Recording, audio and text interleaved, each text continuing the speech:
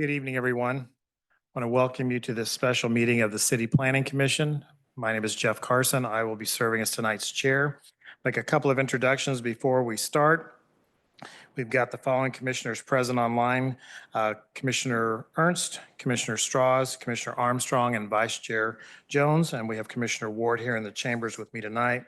Staff, we have Mr. Lucas and Mr. Toy with the Department of Planning and Urban Design, along with Rose Morris. And then we have Michael Farley with the Unified Government Legal Counsel. So with that, I'm going to turn the meeting over to Rose, and she'll read the opening statement of how we'll conduct tonight's meeting. Okay, welcome everyone to the meeting of the City Planning Commission. The members are participating remotely by Zoom or in person in the Commission chamber. Mr. Jeff Carson is serving as chairman this evening. Please note the following instructions for the meeting. For the Planning Commission members attending by Zoom, please make sure you're visible during the meeting and use the raise your hand feature to speak. After Chairman Carson recognizes you, unmute and state your name when you begin to speak. If you are in person, state your name before speaking. For the public in attendance by Zoom or phone, please use the raise your hand feature when you want to speak on an issue. The chairman will recognize you when it is time to speak, unmute, and state your name and address before giving your comments. If you are attending in person, please come to the microphone in the front of the room as the application is being called, and the chairman will recognize you when it is your time to speak. Proper meeting decorum is expected of all participating, and anyone failing to act properly will be removed from the meeting. The city reserves the right to discontinue a meeting if any improper behavior occurs, which prevents the uninterrupted conduct of business. The Planning Commission is a voluntary body of citizens which will review each zoning proposal. For the change of zones, special use permits, vacations, and preliminary plan reviews on tonight's agenda, the Planning Commission makes recommendations to the Unified Government Board of Commissioners, who then makes their final decisions on Thursday, June 26, 2025. The format of this evening's meeting is as follows. One, the applicant will give an opening statement and explain their proposal. Please note that the applicant will be given 15 minutes to present their case. That 15 minutes includes the applicant, consultants, and other members of the applicant's team. The members of the Planning Commission will then ask any questions that they have to the applicant. Anyone wishing to speak in favor will be allowed to at that time. Then those in opposition will be called upon and allowed to make their statements and ask questions. Please note that each member of the public who wishes to speak will be given 5 minutes to express their opinions, and time may not be shared between speakers. A speaker may request to extend their time, and the Planning Commission may extend a speaker's time in 5-minute increments by a 2/3 majority vote. For those who do not wish to speak, the chairman will ask for a show of hands for those persons in support and in opposition. The applicant will then answer questions and make a closing statement. The public hearing portion of the meeting will be closed, and the public will only be allowed to address the commission if a question is directed towards them. The Planning Commission will then discuss the application and make their recommendation. If persons in opposition want to formally protest a change of zone or special use permit, they are allowed to by legal protest petition, which can be obtained along with the instructions by emailing planninginfo@wycokck.org tomorrow morning. Any application receiving a unanimous vote of recommendation by the Planning Commission will appear on the consent agenda of the Board of Commissioners meeting. Unless there is a request to remove an item from the consent agenda by the applicant, a member of the commission, or other interested parties, the Planning Commission's recommendation will be adopted. The consent agenda is heard at the beginning of the meeting at 7 p.m. Please note that your opinions will be forwarded to the governing body for their consideration in making that final decision on Thursday, June 26, 2025 at 7 p.m. Our first application tonight is COZ 2025-005, Aaron Wolofsky.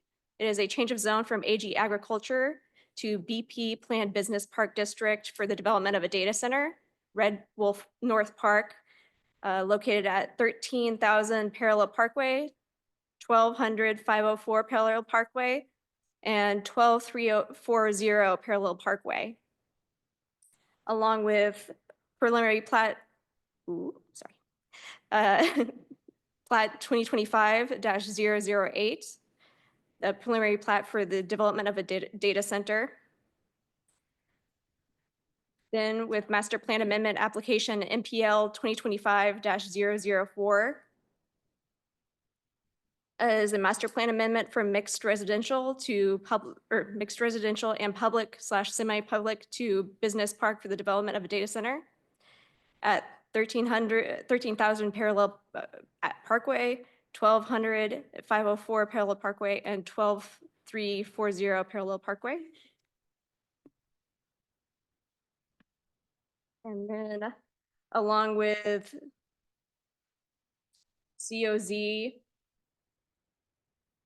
2025-006 is a change of zone from AG agriculture, RP1 planned single family, RP2 planned two family, RP3 planned townhome, and RP5 planned apartment districts to BP planned business park district for the development of a data center, Red Wolf South Park at 12425 parallel Parkway, 12301 parallel Parkway, 12171 parallel Parkway, 12165 parallel Parkway, 12133 parallel Parkway, 12129 parallel Parkway, 12117 parallel Parkway. A lot of addresses. 11914 Wood Avenue, 1800 North 121st Street, 1753 North 124th Street, 12137 Wood Avenue, 12037 Wood Avenue, 1401 North 126th Street, 12402 North State Avenue, 12252 State Avenue, 12198 State Avenue, along with preliminary plat application plat 2025-009, and then master plan amendment application MPL 2025-003. The following items, master plan amendment, which is from mixed residential and commercial business park to business park for the development of a data center. The following items were included as part of record for this case. The city's currently adopted zoning and subdivision regulations, the official zoning map and master plan for the area, the staff report and attachments dated May 28th, 2025, the application and other documents submitted by the applicant in furtherance of the case and contained in the official file, the notices to the Wyandotte Echo and the and to property owners. Does anyone on the commission have any contacts to disclose on this application? Yes. Okay. Yeah, yes, I have. Okay. Commissioner Ward, I believe you have also. Okay. All right. We move on to having the applicants talk. All right, just one moment. I do want the record to reflect that Commissioner Miller has joined us online and Commissioner Schwartz has joined us online. And Commissioner Armstrong, if I could get you please to turn on your camera.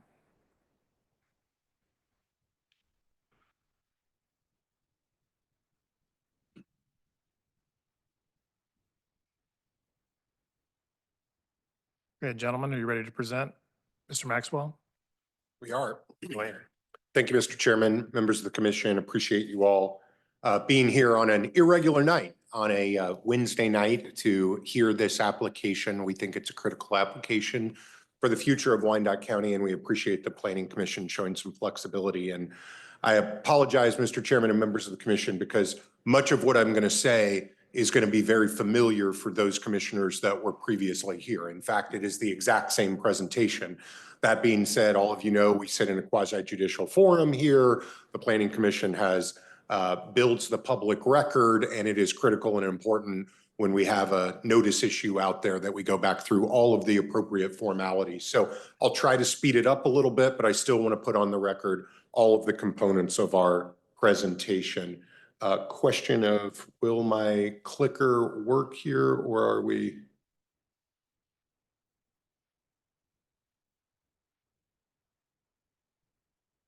Nope. Oh, While we get that up, Mr. Chairman, let me introduce other members of the team. Cord Maxwell from the Polsinelli Law Firm.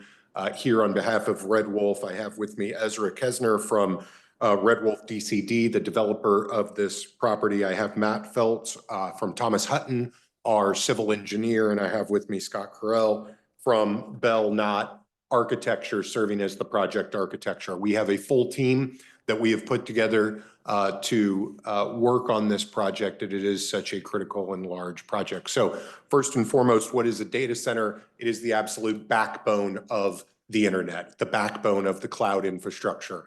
What does it look like inside? It looks like a bunch of MEP equipment and a lot of server racks running in there is the backbone, and the billions of dollars that get put into these facilities that convert energy into the data that we use to work through our daily life. The property that we're talking about is approximately 550 acres, approximately 300 acres on the south side, 250 acres on the north side. We run from 131st Street on the far west side to 123rd Street on the far east side of the northern property. It goes past 121st Street on the southern property out there. It is a large collection of property, as the clerk reading all of the addresses that we put under contract complement. And the applications that we come before you are many, as you see from our staff report. We have both a rezoning, a master plan amendment, and a preliminary plat. Both sets of those three applications for both sides of the street. I'm going to speak about all of this as one application. You all will, of course, vote on two applications, but I'm going to speak about it as one application. If there's any questions that any commissioners have or the chairman has, I know you'll feel free to ask me any of those points. What I would say is, why has this taken so long to bring forward? It's because of that exact mass of land you have. Putting together 550 acres in Wyandotte County is no easy task. And the reason we wanted that large mass of land was that so we could do a data center proposal that was appropriate for the amount of power that we can bring to this site, but also very respectful of our neighbors in the site design that we put forward to lower any externalities that we have. So what do you see here? You see as a whole, basically the proposal as it stands. And what the proposal is approximately 2 million square feet of building. And that 2 million square feet of building is made up of essentially 6 different 300,000 square foot data center buildings, 3 on the south, 3 on the north. Each one of these sets of buildings will require a brand new BPU substation that will be specific and appropriate to power, to bring the power off of the transmission lines, power it down, and bring it into these facilities. We'll go through this kind of the buffers that we have, and otherwise, as this puts, it doesn't even come close to showing the scale of this property, but we'll go through that a little bit through our landscaping components. Some other points that I would note on the site is that we have and are required by code to have both a primary access point and a secondary access point for each of these facilities. You can see the primary access point on the south side is the one further to the west. The secondary access point is coming off of the BPU substation. On the north, we currently have that set up as a primary access point on the west side of the site and a secondary access on on the eastern side of the site there. One of the important points of that is because of those primary and secondary access points, all of that comes off of parallel, and none of the development traffic that we will be pushing, and our development traffic is much lighter compared to current zonings or other uses that could go here, but none of that traffic will be routed to or come off and go to 131st Street, 123rd Street, or really 126th Street out there. So we think that is a positive. We've had a lot of neighborhood meetings. We've now had 2 different neighborhood meetings. We've collected a fair amount of input as well. I'm going to try to touch on some of these things. I know that I assume some folks will come in the audience and speak tonight about their thoughts on our plans as well. We'd love a chance to respond to those. But one thing I would point, while I'm spending so much time on that access point, if folks wanted to change the orientation of where the secondary versus the primary is, that neighbors had issues with that, so long as planning staff is good with that. We, of course, would be good with that. We'd be happy to stipulate to that, Mr. Chairman, or look towards those types of stipulations to be worked out during the final plan process or otherwise. I know we don't want to redesign full projects at the dais, but if there's any direction from the commission or the chairman to staff, this whole application team remains very open to those kind of things that we can work through with them. To the meat of the proposal, the rezoning application. The rezoning application is asking to move this property to a business park zone, to a BP zoning.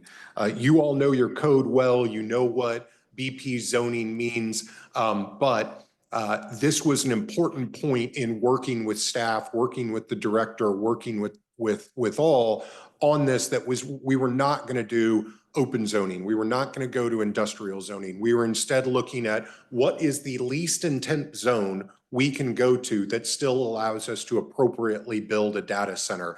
And that was the BP zone. I pulled out some key parts from the code. What are you trying to do in a BP zone? You're trying to deliver high quality development with attractive building. You're trying to have performance standards that say all operations shall be conducted within a fully enclosed building. You're saying no noise, odors, vibrations, or other impacts shall be discernible off the premises. And that everything we're doing is having an attractive appearance and having masonry, glass, and other high quality architectural materials, thus leading to what did we design? Here's our architectural representation of the plans we submitted into staff. You will see a high quality building.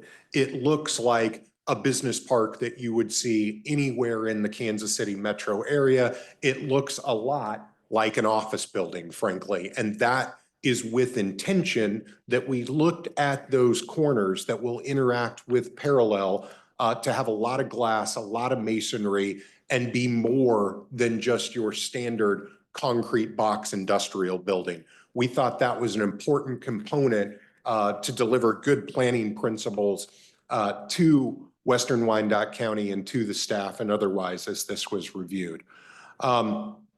One of the biggest things, though, that why did we put together this acreage? Why did we work through this all? Was creating buffer areas between our closest neighbors.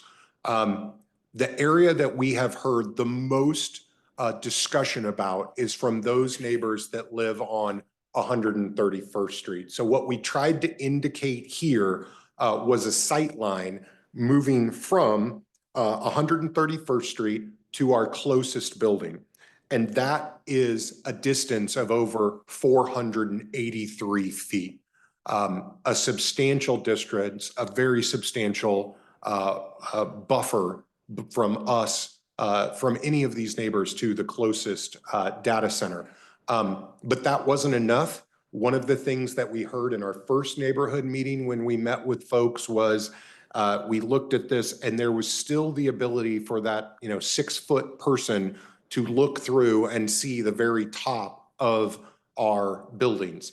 So what we went back and did was build an 8-foot berm on that would be able to fully screen the view and then put landscaping on top of that. And that's what you see in that site perspective is you can't see anything, because that's the exact sight line, is that given the berm out there and the landscaping, you are not intended to be able to see this facility at all from any of the neighboring property at 131st Street. Again, to one of those comments we have heard in our second neighborhood meeting and from some of the residents on 131st is they liked the concept of the berm, they liked the landscaping, but they said, hey, this is pretty big, this is pretty monotonous. Could we look at something like what happened at the Woodlands and the Amazon facility out there, having maybe a berm that has some undulation to it or otherwise. So it had a little more visual interest. It still screened the facility, but had some undulations to it. I've talked with the development team about those issues. We have no problem working on those kind of things with staff through a final plan process and modifying this berm to give the neighbors on the 131st Street the most screening that we can. I'll keep doing this and rolling through. This is the view from 123rd Street. Here we are nearly 1,500 feet from the substation from the closest resident. So the closest resident to the substation, almost 1,500 feet, 1,464 feet. And given the tree buffer of the existing trees that are there today, none of that can be seen. That is also a part when we get into site planning of the how and why did we locate these buildings. It is very much about those points of how do we give all of the neighbors the maximum buffer we can? How do we not touch any Army Corps or jurisdictional waters that our site consultants have looked at and still be able to fit the buildings that we need and want to be able to develop this site as well as the substations and also working along with dictates that were put on us from some of our land sellers that brought us to this place became the components that we put into arranging that design and having this 1,500 foot buffer from 123rd Street has been an important component of the design that we put forth and worked with staff on through this process. I'm now going to slip down to the south side and look at what is the distance from one of our south facilities to the closest resident on 126th Street. And here you're going to find nearly 800 feet. I also put up, and beyond that 800 feet, you have landscaping, you have current mature trees, you have an intermittent stream. We're going to build a berm wall as well and put more new landscaping on that. And we're going to try to have that all outside of the distance of the current mature trees that are on the back of folks' property lines. So we continue to help and work through the screening of the facility. One of the things we wanted to show here was here's the architectural elevations. I think all of the commissioners were able to see those in the staff reports, but we did them here colored up, showing just the amount of visual articulation and interest that we're investing into these buildings and facilities. So moving from the views, I'll talk a little bit about power. There's been many discussions of why are we here? Why are we doing this? Why did this site? Why did we choose the unified government? Why are we coming? The reason we're coming is because of the Board of Public Utilities and available power. What drives data center locations across America at this point is who has available power. We used to develop data centers in America in a few spots, Northern Virginia, Phoenix, Silicon Valley, places like that that had a connection to tech or a connection to the original internet out there. As many have probably read in the paper, what's happened is a proliferation of these facilities across America to go into secondary sites. The reason for that is the power need of these facilities. And one of the great things about your municipal owned utility is the Board of Public Utilities has the ability to deliver power quickly to this site and to go out into the Southwest Power Pool and grab this power. For size and scale, the current that we can see of what is the BPU's grid is about 500 megawatts. What we are talking about on this facility is building an approximate 600 megawatts facility. So we are more than doubling the current size of total demand for the county. We believe that is an incredibly powerful thing for the county and for all of its citizens. Why? First, a core component of doing a data center deal is that the current ratepayers out there are not covering the cost of us bringing forward all of this power infrastructure that it takes. We, the developer, are going to fund and pay for all of the substations, all of the lines, all of the upgrades that need to occur and happen to make this facility happen. Those capital costs go on us. And then we will end up paying a rate that is higher than most others out there in the county. And that rate will then bring through substantial additional revenues to the Board of Public Utilities. I can't tell them how to spend it. I'm not here to speak to how to spend it. That is for the BPU out there. But knowing that we're going to be putting in that substantial additional revenue allows for additional infrastructure, maintenance, additional service, job opportunities, the ability to manage rates for all of their customers. That doubling of the system is a real benefit. Importantly, we are also not allowed to take power under all of the Kansas regs and the KCC and BPU regulations. We're not allowed to take away the power from the current residential or commercial base. We are not going to draw away from them. And we also think, given the way that our system works, we're going to build in substantial redundancy to the system that will be helpful in the event of storms or other kind of things that could happen for the BPU. So we believe it is growing power resiliency as well as growing revenues for the BPU, and is a real reason for pushing this forward and a big public benefit. One of the biggest concerns that you hear in the world of data centers is the discussion of noise. And so what we wanted to do was look at what is and what happens from the noise on this. The standard of a data center is that running at just regular operations, you are producing about 65 decibels out there. That is just what happens with a data center. What is 65 decibels? That is approximately, if I wasn't being magnified here, just the sound of a human voice, of somebody talking. And so why did we spend so much time on these buffers? We spent so much time on these buffers and distances because it's as distance moves out, as you get further away from that 65 decibels, sound goes down. And we can measure this under a principle called the inverse square law that basically says as we double distance, you're dropping about 6 decibels for every part that you double distance. And what does this equal? This ends up getting to the point that at about 100 feet, you're at 35 decibels, which is approximately a whisper. And then as you go further from that, you get down to an even lower level. So back to those buffers, we're approximately 483 feet from the folks on 131st Street, and we're 800 feet from the folks on 126th. We're 1,400 feet to 1,500 feet from the folks on 123rd.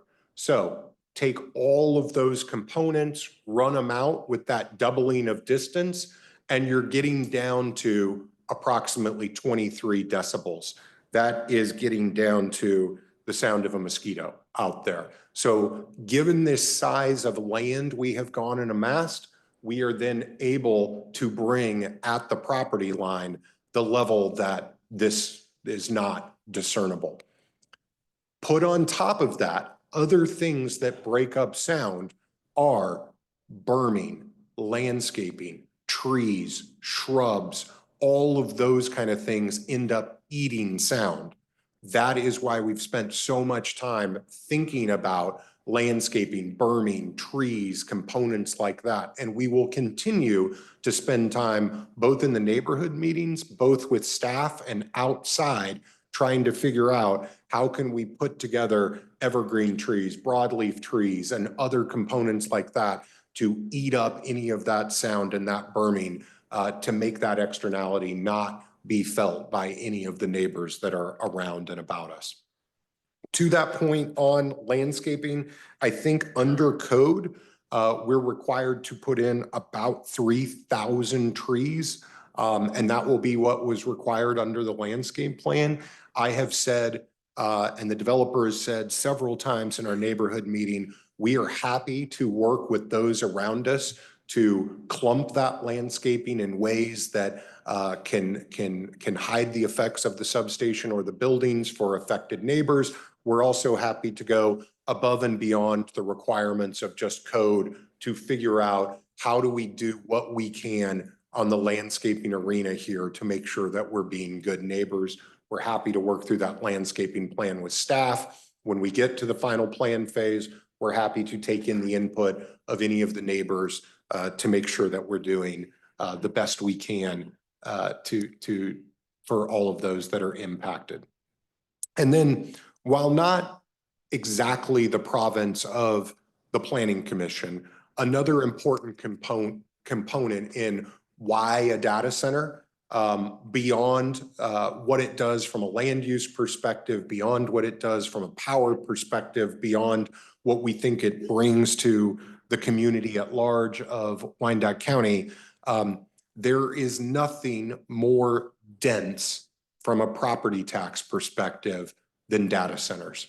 Class A office buildings, multifamily, none of it packs the same punch as do a data center. And the UG has been very clear with us in all of our negotiations and discussions that we will not be receiving any form of property tax abatement in any form or fashion.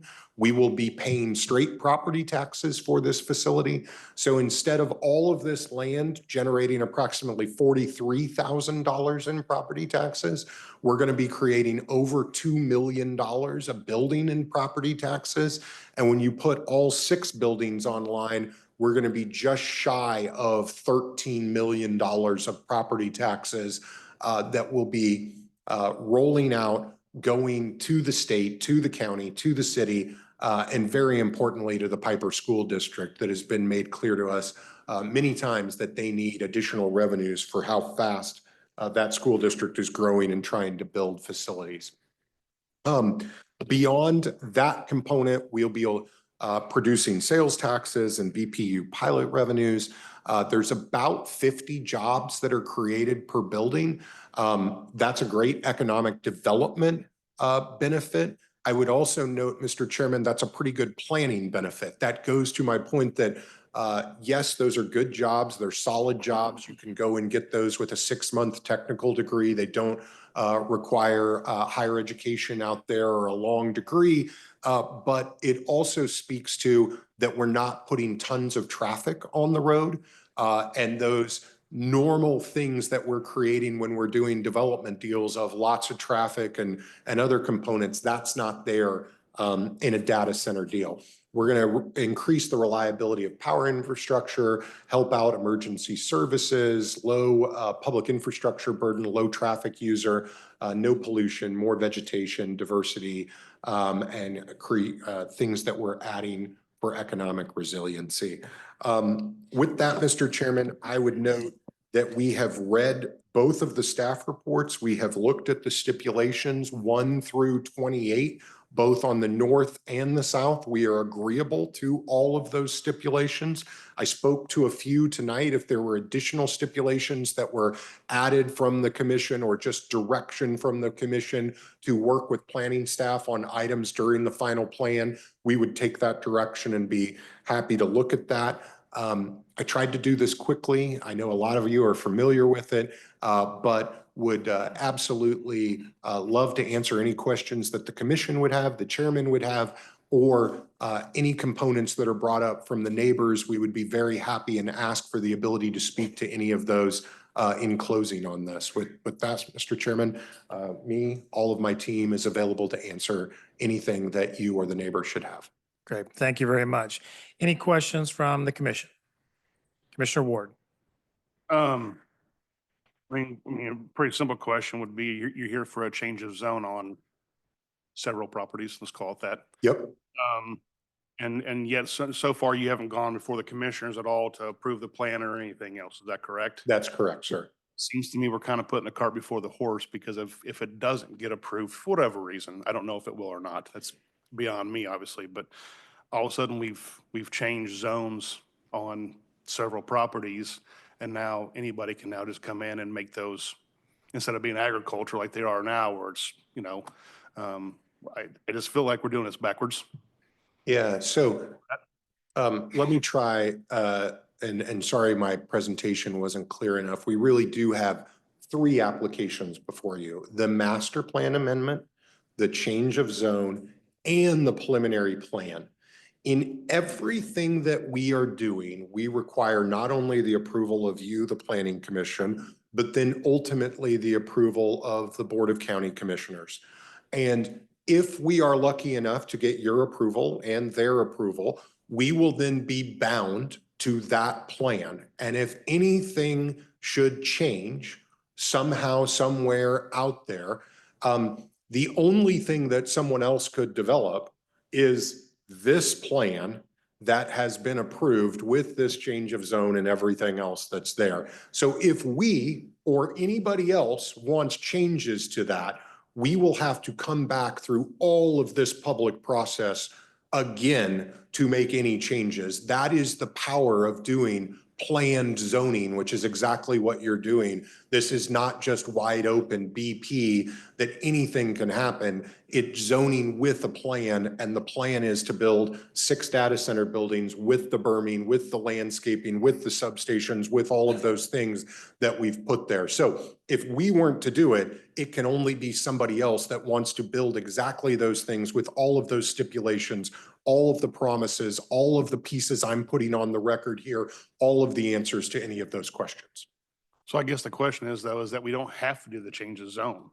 You could have just come to us with the plat and the master plan. You didn't do that. You brought the change of zone with it. Yeah, Why? except I believe the only way that we can get to our ultimate goal is all of those items being approved through this. If we didn't have that change of zone, we cannot develop in an ag district or an RP3 district data center buildings. So we work with staff through that process to come up with what does it take someday to pull a building permit, and what it takes is master plan, preliminary plat, change of zone, final plan, construction documents, building permit, all of that happening over many months to get to the point where we could ever be able to move this forward fully. Okay. And second part real quick is, obviously this is an ag area. It's pretty, when you drive out there, it's an ag community. I mean, with some residential around, then you've got obviously an entertainment district, 20 blocks down the road. Yep. But in no way, shape or form is this industrial. So I guess I'm trying to find out why you'd want to put something that kind of, you're calling it a business park, but it looks industrial to me. I mean, you're making it look like an office, which is fine, but I just don't see how it fits in with the community that we have there, because it really doesn't. Yeah, I would say as someone who's worked in this community for 20 plus years now, the course of development has always been west since we built the Speedway, right? And it does still have a rural feel to it, but you said 20 blocks. I can look that we're just the American Royal the American Royal property is right across from the Speedway, and we are directly touching the American Royal property. As we look at where to site big development projects, it was really 2 things. Where can you amass enough land? 550 acres is not easy to do in this county.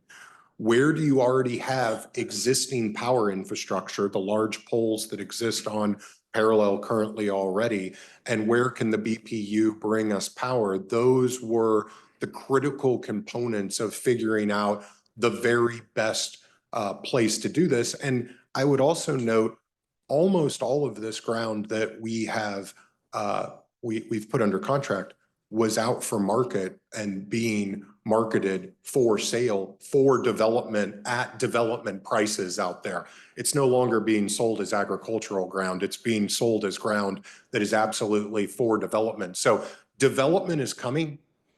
I think this is the very best development from both being able to respect residents around it, being able to develop property tax base that comes to the county, being able to develop a lot of other revenues that come to the county, and that ultimately has a very low impact compared to building tons more apartments or retail or other things. So it's all, of course, and that's what you do in this position that you are, weigh those benefits and burdens. And when we understand that, we think it's responsible development that's going to bring the absolute best bang for the buck to the county. Yeah, thank you. Thank you. Commissioner Straws. Real quick, and time is of the essence, especially for me, but I think my only suggestion, which was, I think, the same suggestion I had at the last meeting. I know you're not building an entrance or exit on 131st Street, but you are going to build an 8-foot berm, and there's going to be development to block the site.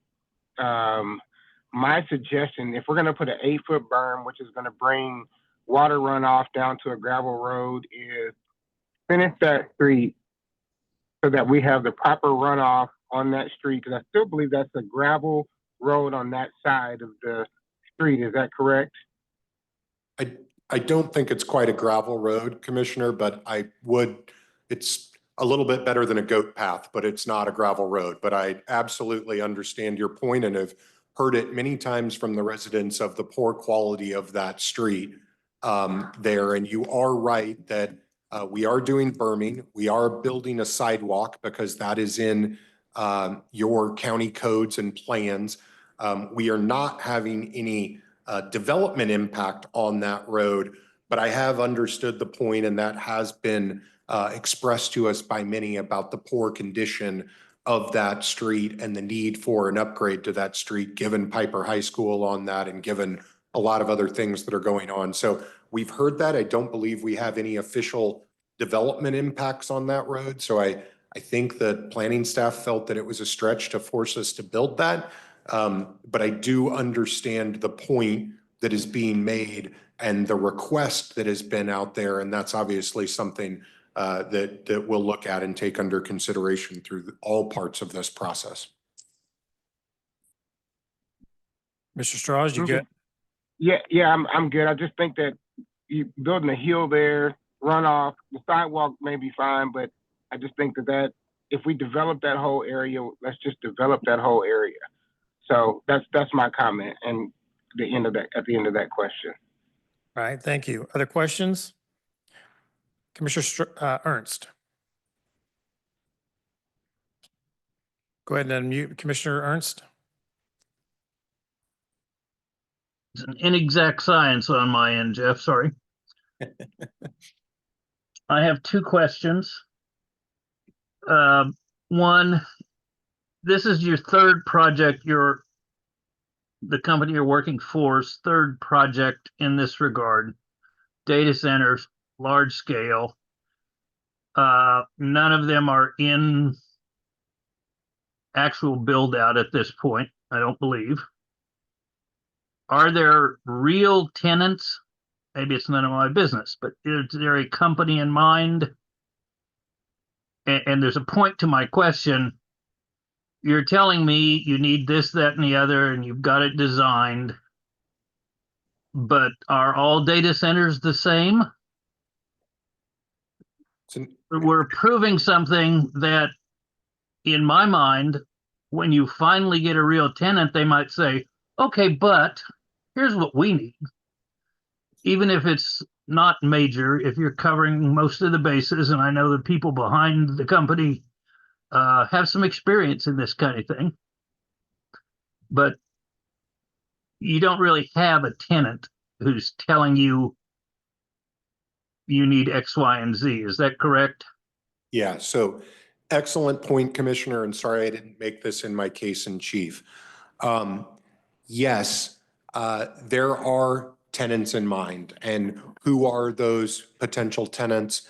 It is the big 5 tech companies that are the hyperscalers out there that will be the ones that would be the ultimate tenant, because you have to have a tenant of that magnitude to be able to raise the capital to be able to invest. I mean, these facilities will literally be billions of dollars to develop, and so they only get developed when you have one of the big 5 out there that is able to back the lease rate to be able to develop them fully out. So we will have a tenant before they get fully built out and we start developing the buildings. Your question is prescient and very key. Each one of those main hyperscalers has a very particular design that they use and a particular set of specs that they will use. And they do all of their buildings and all of their internals slightly differently. And until you know who that tenant is, you cannot finalize that to be able to show you exactly what we're going to do. What did we try to do? What we tried to do is take in each one of those buildings, be an approximately 330,000 square feet, approximate how would a Microsoft look at this, an Amazon, a Google, whichever one that it would end up being. What is the general footprint that every one of those will use? And then my strong suspicion is when we get to the place of having a specific tenant identified, it will either be such minor differences from what we show that we are able to work through that in a final plan process that all of us do, or if it is too much of a change from that, then I will have to come back before this commission and the unified government for a new preliminary plan on any of those modifications with notice to all of the neighbors and everybody else out there of what any of those modifications will be. But as someone asked before, I think the commissioner asked before, cart before the horse, the only way that I can go to those tenants and say Wyandotte County is open for business is if I have a rezoning and I have a preliminary plan done. So then I can actually engage with them in the true negotiations to get it done. So your question is all spot on, Commissioner. I'm doing the absolute best I can with where I am in the process, but the only way I can move forward to get one of those tenants is if I can work through this commission and the UG commission towards an approval. Understood. And the people you're working for kind of know what they're doing here. I get the feeling. But we realize there may be some changes. Now, my last question, and what I've had trouble wrapping my head around since we started, is you're going to take all the expenses for adding the power, for doubling BPU's output on your end. It's hard for me to comprehend that doubling BPU's output will not create other things, other places, not out there, but within our system, that are going to increase costs. And that's not a cost that your tenant's going to pick up. So somewhere we're hedging our bet and hoping that we end up on the winning hand if this goes in and we have to spend some money. But it could be an awful lot of money that, and I understand you can't pay for everything, but there's going to be some BPU costs that are going to be extremely large, in my opinion, uneducated as it is. And I don't know how to handle that. The only thing I can say to all, thank you, Commissioner. It is a great question. It's a critical question. It's an important question. It's a question not just asked in the unified government, but all over America right now, right? And it's a great debate that is happening in regulators and regulating commissions all over of how we know the world needs more compute. How do we go and produce it? And I think the principles that the Board of Public Utility has laid out to us and the unified government has laid out to us is capital costs that you are bringing to the system that it will take for us to serve you. Those are going to be on you. And you have to pay those costs. You have to fully pay those capital costs. And then the operating cost, we will pick that up in the rate that we go and charge you to make sure that it is not all of the folks that I'm looking at that are taxpayers and ratepayers here of Wyandotte County and all of the folks behind me that are bringing and forcing you all to pay for the cost of our development. Development needs to pay for development. That's the principle that we're always out here working on in these deals. This just has a lot more zeros and is a lot more complicated because of all of the different components and the infrastructure that goes into it. But the county staff and the BPU staff have been very clear to us that we have to pick up those capital costs that it takes to bring service here, and then that we will pay a rate that does not burden any of the other taxpayers out here. So I'm not an expert in those energy items, Commissioner, and I have to look to the BPU and our folks and my lawyers inside my firm that are energy lawyers. But that's the principle that's been espoused by the county and the BPU to us, and everything that I've seen in data centers all across the country of where this is going and what it takes to get one built these days. Understood. Thank you. All right, anything else? I just have one, Mr. Maxwell. You mentioned the Army Corps and jurisdictional waters. Where are these bodies of water on these parcels? Yeah. 'Cause I've heard conflicting reports that there are there and they're not there. Yeah, so it's a great question, Mr. Chairman. And the way this works, and I don't perfectly have it, is I don't know if there's a, I don't think there's a pointer. Oh, maybe. The key to it is, and I think some of the neighbors have been calling the Army Corps and talking about these issues and trying to understand the intermittent streams and the ponding and the different wetlands that could be out there. First off, I would say the site is generally, especially for 550 acres in Kansas, pretty light, right? It is one of the attractions to the site is that we only do have some intermittent streams and some mild wetlands. The way we have laid, and some of those are on the Army Corps' map today that have been brought forward.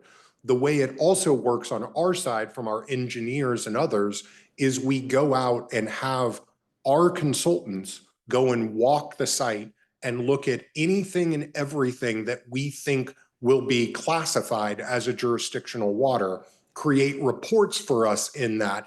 And then when our engineers go and submit for the ultimate building permits in this, those reports are submitted from those third-party consultants of where do we think those are. And what we have seen is that as we lay that out today, we either have no impacts on any of the waters, or we get to what is called a nationwide permit, that you have so little impact, you are able to basically go pick up an administrative permit. What we do worry about is if we move buildings substantially and increase the level of impacts we're having to those waters, we would have to go and get an individual permit, which could be a greater process in this and require more for it. None of that would be a bar. I don't want to at all put here that doing something like that, moving into an individual permit, would be a bar. It could just be time and expense.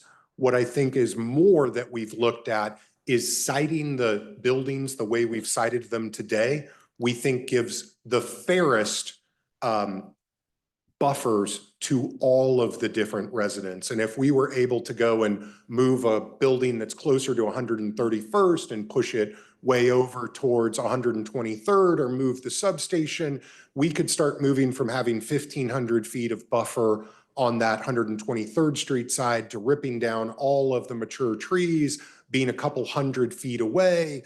And we've got then problems that we're moving from, problems here to problems over there.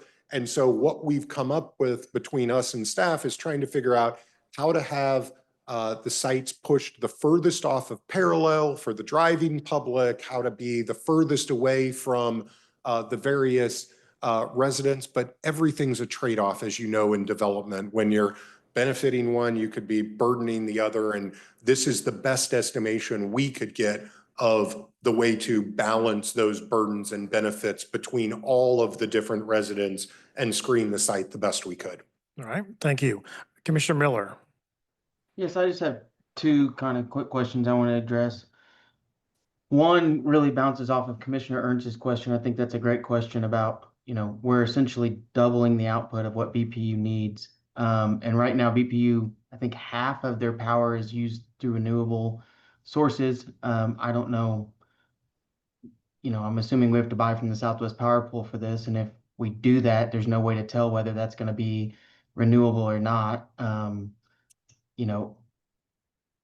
Is there any caveats or any discussions you've had with BPU of how that's going to create? Because that's something of how this is powered is a big question of mine. I know it's going to come through BPU, but how are we generating that power? How is that power going to be generated, as BPU's done a really good job of trying to shift more renewable? I think it's 48% of their power is now renewable. So what do we do now? We're going to double their output. If it's not going to be renewable, those numbers are going to drop, and we're basically taking 2 steps back from the progress they were trying to make. So have you had any conversations on that?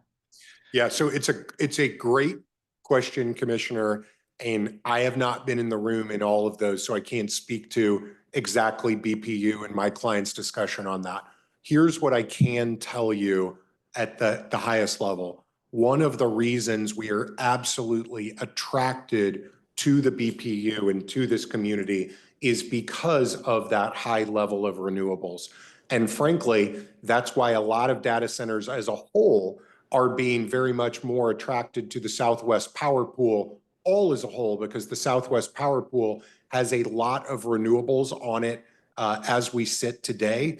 And as I mentioned, those big 5 users, those are some of the companies in the world that are most committed to green initiatives out there. And so them coming to use power in the Midwest, that a lot of it is created by wind and sun, that is an incredible attractant to it. And one of the very things that we appreciate and why we're here and why we want to do business with the BPU. I would let the BPU speak to what their procurement strategies are. That's well outside of my level of expertise, but having a high level of renewable power along with sustainable baseload, those are the key components to doing data center deals. We want great baseload because you got to be able to power these things 24/7, 365, but having that high level of renewables running through is absolutely one of the reasons that data centers are here in the Midwest, and particularly with the BPU. And then my other question is, and I don't love when projects, especially of this magnitude, are fast tracked. And I understand the need for the meeting tonight, but even the first meeting I felt was fast tracked. Is there a reason why I feel like we're at supersonic speed on this project? Yeah, I think I would say to that, one, it may feel fairly quick to those involved, and I absolutely understand that and appreciate that. And that is not the intention of anyone on this development team.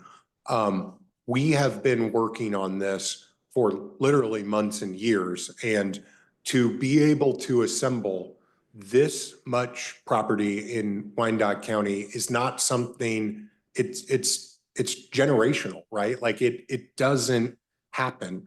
The last time that it happened may have been the Speedway or Village West, and I won't go through any of the history of all the things that happened there, but to be able to manage all of these parcels all through private party acquisitions and then work through this planning process, this political process, everything that it takes to get from here to there is a bear to be able to keep this together. And We didn't foresee having, bad notice and coming back and doing this all again. We appreciate though that we got to have another neighborhood meeting.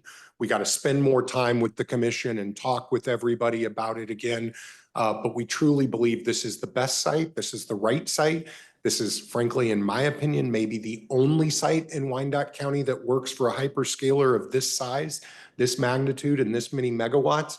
And we really do think we have created the best version of a preliminary plan to be able to go forward to you all and ultimately to the UG Commission. So we would ask for support on that with the caveat that I've said multiple times.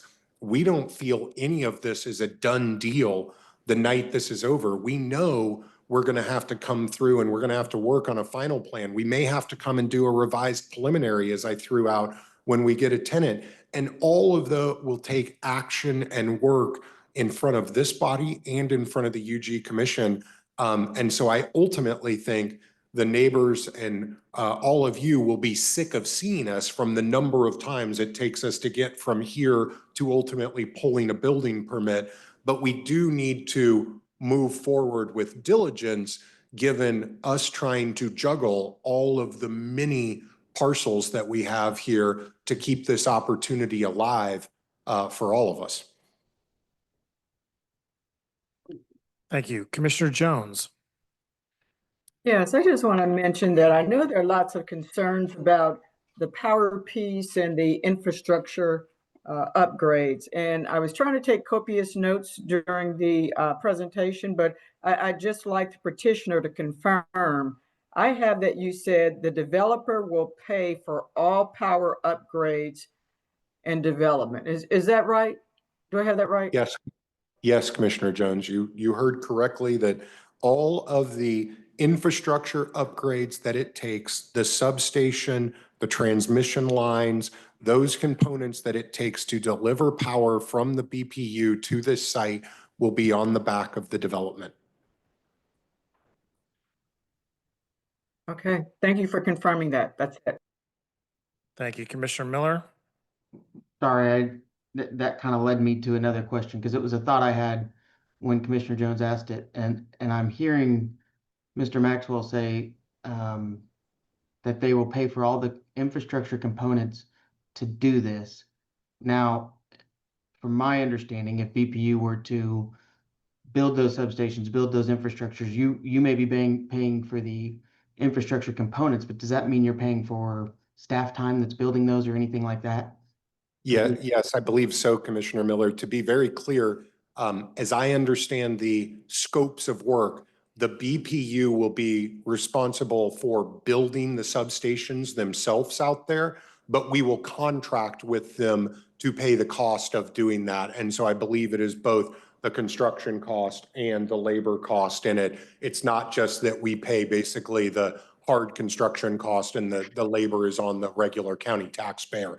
It is an all-in cost that we are paying everything that it takes to get those sites active because they're putting that cost of development on us.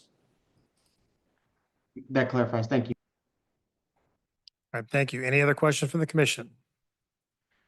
Seeing none, we'll go ahead and open up the public portion of the meeting. Anyone want to speak to this case in favor, please come forward. Okay, go ahead. Commission. Thanks for the time tonight. And this is my watch, Mary. We own the property on that slide there. You can see the south 123rd there. There's a, I need you to talk closer into the it microphone. looks like kind of like an island right there off 123rd. It's 12225 Parallel Parkway. And so that's our property. We've been there for 25 years. Mary's a teacher at Piper, and I've coached youth sports. Had a lot of friends over, Don Ash, Mark Morris Letcher, John Paul Jones, Doug Bach. So all these people are, friends of ours, and we're community people is what my point is. We're speaking in favor of this project for several reasons. And one of them is the infrastructure part of it. And so we know that there's two things in Wyandotte County that we need, and it's lower taxes and better infrastructure, especially out in Western Wyandotte. So we're speaking in favor for that reason and pretty much the only reason. So we do know that it seems to us like it's like an engine, basically, for the development in Wyandotte County, especially Western Wyandotte. And we feel like there's a need for that, that kind of infrastructure. And I know for Red Wolf there, that's kind of what I look at it as being like a internet infrastructure part of it. So anyway, basically what I want to get to is that on the staff reports, it looks like there's going to have to be some more stipulations because, and this hasn't been addressed, but so we have plans at that property, that acreage. And so we're just wondering how that's going to be capable going forward. And what I mean is that we're planning, and we have been planning for years, to turn that into a early childhood development, daycare and a park area. It's kind of what we've been wanting to do for years. And so I guess I do have a question for Red Wolf on that. If that kind of development, is that? Go ahead. I need you to, excuse me, talk to me and ask me the question. I'll Okay. get you an answer. Thank you, Commissioner. So anyway, that kind of development that we were wanting to do at that property, would that be something that would be conducive with the development that they're going to be doing with the data center? Okay, we'll get you an answer, but you might need to meet with them afterwards for more information Okay. about your plans, but we'll get you a general answer about Okay. that. So. You're wanting to find out whether or not your daycare center would be conducive Yes. to that environment that it's Right. going to be. Okay, Right, that's. all right. We'll get you an answer to because you that. can I'm see sure they're we're- taking notes on that. we feel like we have the most effects of this development just because of the proximity. As you can see, we are closer, and then so we're an outlier to what Counselor was presenting. We seem to be closer. Our house is closer than that 1,500-foot barrier or buffer. I know that that's needs to be looked at. And so we also have concerns about 123rd and Parallel. That we've been there for 25 years. We lived there for 15, and we moved out and been remodeling it. But anyway, over those years, 123rd Parallel has been a lot of wrecks, and it's concerning. So I'm not sure what the plan would be going forward for that, but we are concerned that more traffic at that intersection. And I know that, that's going to be, that'll be road studies or whatever needs to be done, but be a stoplight, maybe a roundabout, whatever might be there. I'm not sure, but that's something that we would like to know because that intersection is pretty busy. So, we also are wondering about how security would look for us.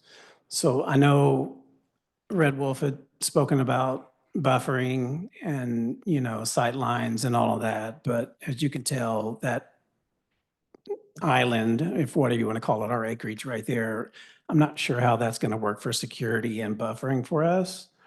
We support this project, but we do have concerns. And so that's kind of where we are with that. On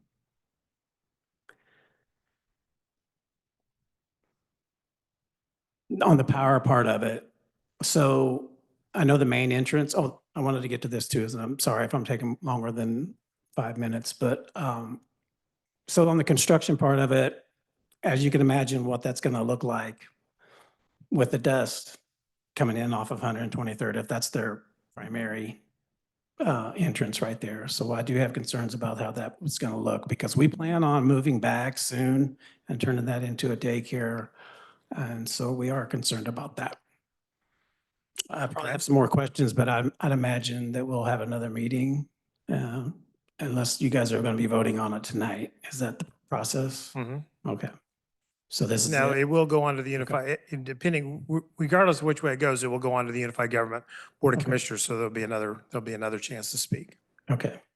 Let me just make sure that I want to, in my notes, that we're good on what I wanted to ask. And once again, your address is 12215 Parallel? It 12225. 12225. Yeah. Okay.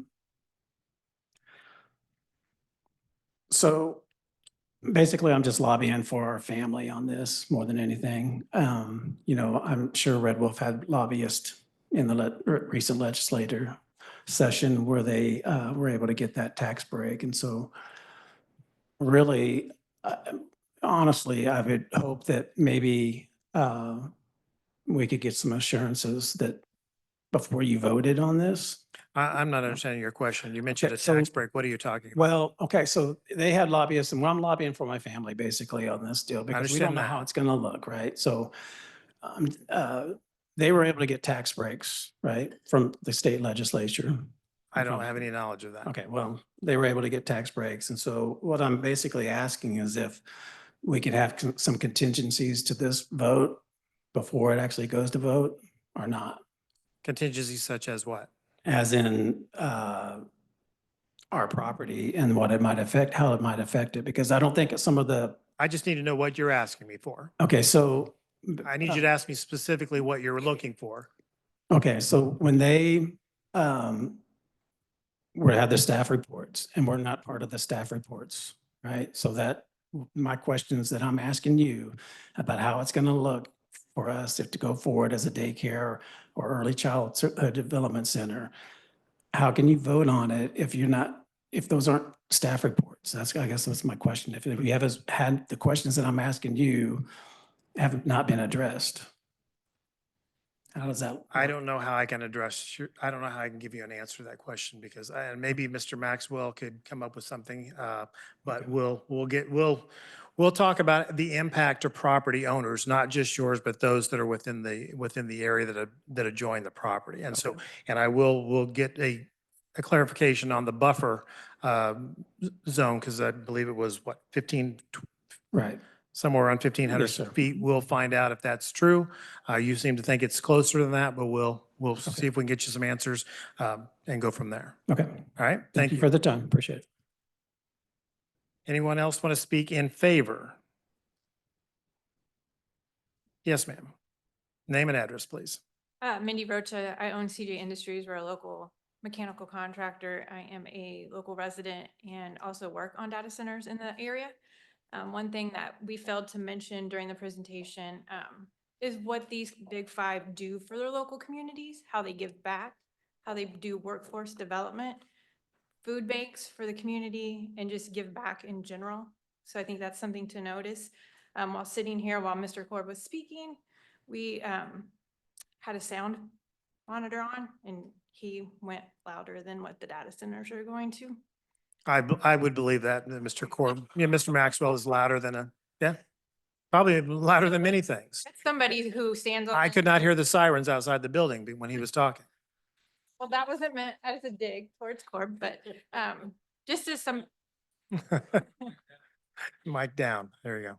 so just in support as a resident business owner and somebody who works on the data centers and what sees all the good things that they do bring to our community. All right, appreciate that. Thank you. Yes, sir. Mr. Kendall.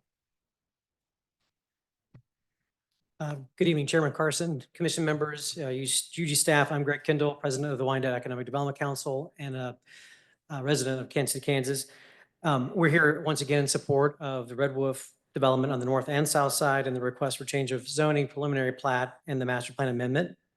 We believe these rezoning projects for the data centers is a strategic and forward-thinking decision, and here's why.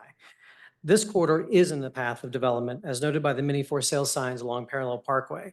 And the Prairie Delaware Master Plan, as you all know, is 21 years old.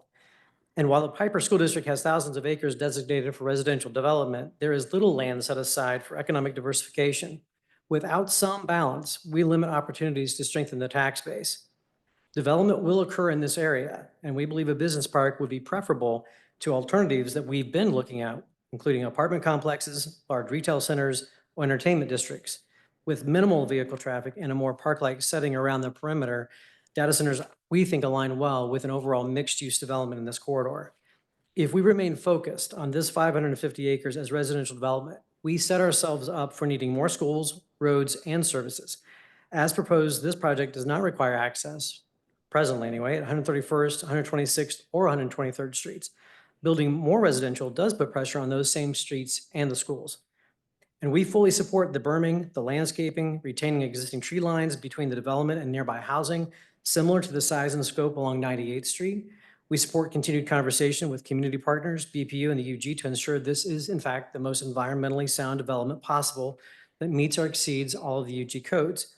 And frankly, we appreciate this team locating the substations, particularly the substations, away from the homeowners and utilizing the existing tree lines as part of the site design. Part of the reason that they have had to go out and get additional land is because we've been trying to make sure that those substations and other components of the project don't end up right next to residential, that they don't end up at the corner of 126th and Parallel, which is probably the more likely location if you were an engineer to put those substations. By using the existing waterways, using the existing tree lines, we believe that this development team has actually been very responsive to not only the folks who've been trying to put this deal together, but also responsive to homeowners. Among the reasons this specific location along Parallel works, and you've heard this several times, is the high voltage electric transmission and major water lines that are already in place. We've already been paying for this infrastructure. The fact that we have this kind of capacity on those pieces of infrastructure, in my opinion, it would be poor land use to put development that doesn't utilize that infrastructure that we've already been paying for. The financial benefits of this project are substantial. Each of the proposed 6 buildings is projected to generate more than $2 million in property taxes, totaling more than $12 million annually once fully operational, far surpassing any other single property taxpayer in Wyandotte County. For comparison, the General Motors plant generates about $3.6 million a year in property taxes. By the time of the second building, it will be the largest property taxpayer in the county. And frankly, the first year of full operation with the utility sales taxes will far exceed any other user in total combined revenues anywhere else in the county. Additionally, there's nobody else that generates this kinds of sales taxes. Most of our manufacturers don't pay sales tax on utilities. This is not considered a manufacturer. It's considered an office building by the state of Kansas. And we appreciate the time and effort put into the process by you all, by the team and the residents. We think that all the neighborhood meetings have been productive and respectful, and we think that feedback has been taken seriously. We think this is an opportunity that leverages the BPU and the UG infrastructure, strengthens our tax base, and aligns with smart development practices. We ask for your support in approving the requests that are presented before you. Thank you. All right, thank you. Anyone else in the audience tonight want to speak in favor? I'm going to go to online. Sir, did you want to speak in favor? I'd like to speak, period. Okay, well, I'm going to get to people that are opposed. Or do you want to speak in favor? I have a question about the construction of it that's been addressed at the other meeting, and nobody's addressed it since then. And I'd like to bring it to the planning commission before they even consider any other thing. Well, we're not there yet. But if you, excuse me?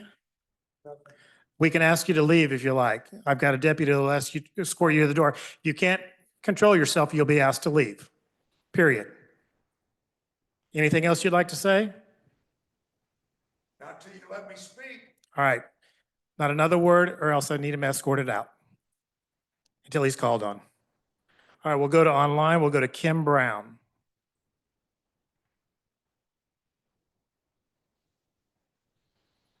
Ms. Brown?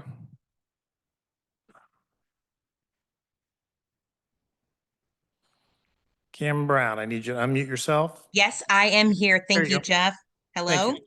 Yes, go ahead. Give us your name and address, please. Yes, my name is Kim Brown. I have multiple addresses in Piper, but permanently reside at 4909 North 131st Drive in Kansas City, Kansas. And I just wanted to speak this evening. I wish I could have made it down there. But as a property owner of multiple properties in Piper, I'm a former school board member, a local business owner, and a real estate professional in this community. I have recognized that the data centers do bring significant long-term tax benefits that can support our entire community. The reality of this type of development on this portion of ground is honestly less likely to place heavy demands on public services and the schools or emergency services, but they'll bring so much, millions of dollars in property and business taxes each year. So this gives us an opportunity to have additional funding for services like education and public safety without increasing the tax burden for our residents. At the same time, while I am for this type of development, I believe it's essential that we remain attentive to the concerns of the residents that live within the sightline of this project. So I want to encourage the commission to really recognize that, their quality of life and property values matter in this equation. So while I support the benefits of this data center, we must recognize that some residents could be affected more than others, and I don't want to leave anyone behind. So I just wanted to support the efforts, but encourage the developers as they move forward to work closely with the county and explore some meaningful incentives or show genuine respect for those residents that are directly impacted by the location of this project, potentially acknowledging the disruption of their life and explore some fair and thoughtful ways to make things better for them moving forward. Whether it's compensation, quality of life improvements, or other community-based solutions, it's essential that we not just move forward to develop, but we do so in a way that honors those who are bearing the greatest burden based on the location. So I would love to see how they can work together and we can collaborate to come up with some creative ways to make sure that those living closest see some type of tangible benefit. And I do believe that as we continue to grow as a community, that these type of proactive efforts are going to help build continued trust, and it will allow us as a community to rally behind each other, support the growth and development, where progress like this means respecting our neighbors so that both development, forward thinking, and honoring our neighbors go hand in hand. Thank you. Thank you. Anyone else online? Okay. Anyone want to speak in opposition? Okay. And if you would want to speak, please go ahead and form a line. I'm going to start with you, sir. If you would please come to the microphone, give us your name and address, and we'll address any questions that you might have. Yes, sir. My name is Albert McComas. I live on 119th Street. I am not opposed or in favor of this project. I do have a concern about the massive construction. Okay. I am on well water, like several other property owners around the proposed construction. I'm concerned that the massive construction will destroy my underground stream for my well water.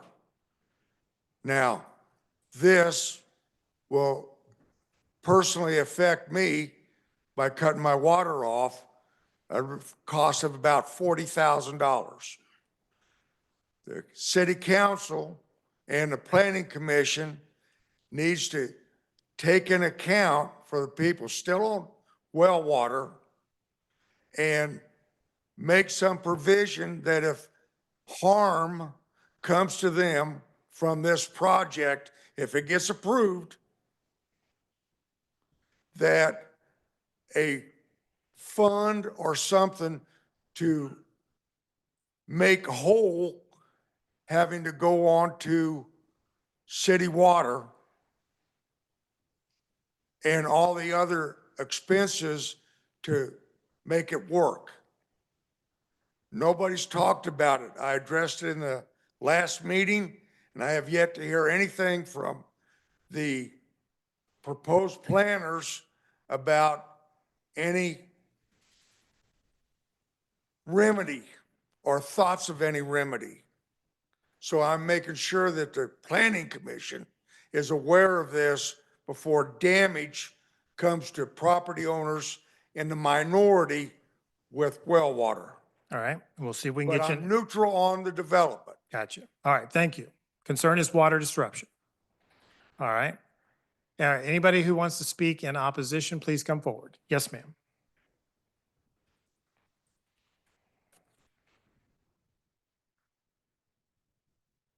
We'll start with your name and address, please. My name is Rhonda Levinson. I live at 2202 North 131st Street. And I wanted to address your statement, Mr. Stites, about, did I get your name wrong? I'm sorry. Commissioner Ward. Commissioner, Yeah, sorry. we don't have our nameplates right. Okay, so as I understand it, there are three separate applications, right? One is for the change in zoning, one's for a change in the master plan, and the last one then would be the subdivision, The plat, correct. the plat. So it was implied that you can change the zoning and the master plan and it won't matter because it's all tied in with the subdivision agreement. But that's not my understanding of what's happening here. If you grant a change to zoning, you're going to have to make that change to zoning available to everyone as a legal matter, right? And if you change your master plan, the master plan is just changed. It's not tied in with the subdivision regulation at all, or the subdivision approval at all. And I think that when you run down the factors that planning and zoning and the UG has to consider in whether or not to approve this, almost all of those factors weigh against approval of this request for the subdivision and for the changes in zoning. You have to consider the character of the neighborhood. That's the first consideration. And everybody agrees this proposed use doesn't fit in with the character of our neighborhood at all. We are a little ag community. Yes, there are single family dwellings. I pasture horses. I have a pasture lease. My neighbor has like a truck farm that's amazing. Right now, it's very agricultural. What kind of farm? The neighbor is planting an orchard and putting in bees and planting a lot of things. Why is it a truck farm? A truck farm. Is That's, that what it is? no, Oh, no. It's a phrase from way back when in the Okay. Depression, they called it truck farming Okay. because you loaded your produce on a truck. Gotcha. Sorry. So, sorry, I guess I'm, City boy, so I'm sorry, I didn't get that one. I'm a hick. I just envisioned all these trucks, so that doesn't sound good to me. Thank I you. grew up farming and so. I did not. I don't own a lawnmower, Fair so enough. thank you for the clarification. And on a related note, I did not in a million years want to live in Wyandotte County. The whole reason I moved where we did was because it was quiet, it was beautiful, the property was gorgeous, the neighbors were wonderful, it was zoned agricultural. And we moved there right before COVID. That's the whole reason we moved there. I love the fact that the streetlights were even out. That was awesome. And one of my concerns is going to be the light pollution. We've discussed that as well in some of the meetings. But going back to the golden factors, it talks about the suitability of the subject property for the uses to which it's already been restricted. It is absolutely ideal for the use to which it's been restricted, which is ag use. It's been there, it's great. And changing it changes the entire character of the neighborhood. One of the things that came out in the neighborhood meetings is that they're going to have security lights, 24/7 bright lights for security. And the point was made, oh, we're going to comply with all of the UG's requirements for those lights, but that doesn't help us. There is no way they are going to keep that light within the bounds of their development. They keep saying, oh, beyond the bounds of our development, it's not going to affect anyone. The light definitely will. And essentially it destroys the value of all of our properties as residential properties or as ag properties. Nobody wants to move next to 24/7 security lights and warehouses when they want an agricultural, or rural, or residential life. None of us are going to be able to resell our properties for that use for what they're currently appraised for, or in some cases, what we paid for them. The other factor is relevant gain to the health, safety, and welfare of the community. For us immediately in that area, there's none. The welfare that they're talking about is a tax base, right? So part of the thing that I keep coming back to is like the American Royal gets partially finished and then there's this big delay and it just sits there. What revenue are they making for the county when it's just sitting there, right? Until it's actually done and we know that they have the resources to finish it, It's just this unfinished project that's sitting there and it doesn't help any of us at all. One of the other things is conformance of the requested change to the recognized comprehensive plan. It's one of the golden factors to be considered. Obviously, it doesn't conform to the comprehensive plan when one of the things they're asking for is a change to the comprehensive plan. And again, I think it makes sense to do it in order, to sit down, have the Planning and Zoning Commission look at the comprehensive plan. If it needs to be amended, that may be something that needs to be looked at, but it shouldn't happen in this piecemeal fashion. Like we're gonna amend this little part just for this development. And again, none of this is tied together. If you grant the zoning change, it applies to anybody, everybody. If you grant the change to the master plan, it applies to everyone. So that's really all I had to say. Thank you. All right, thank you. Yes, sir. James Sheets, 12448 parallel. This project has got me totally surrounded. I guess because I never return their calls about selling.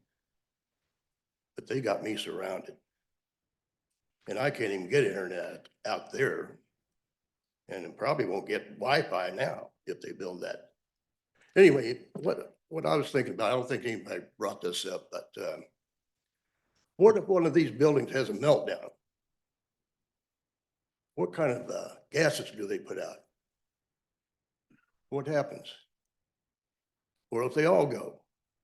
You know how computers are. And we'll probably have another fire station out there at some time to take care of it. So that's my complaint there. We can do anything about it. I'm against it, period. Okay, we'll ask. Thank you.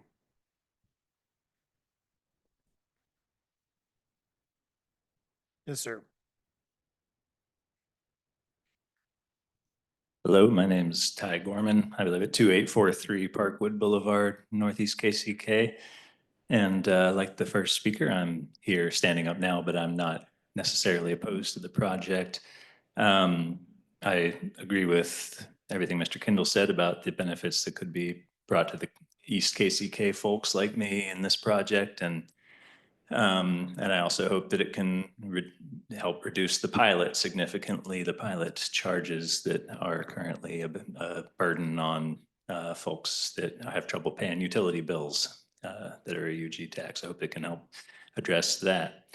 But I also want to, just because this is some of the questions I heard from the planning commissioners here, say that the only reason I would be opposed to this is if the developer was not open to a 24/7 clean energy capacity agreement.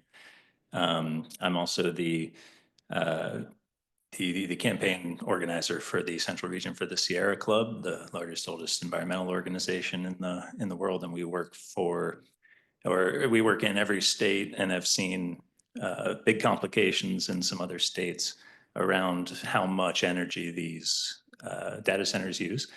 And I think that can be a benefit to the county if the data center commits to a 24/7 clean energy agreement, which Google has done on a number of occasions and is committed to going forward.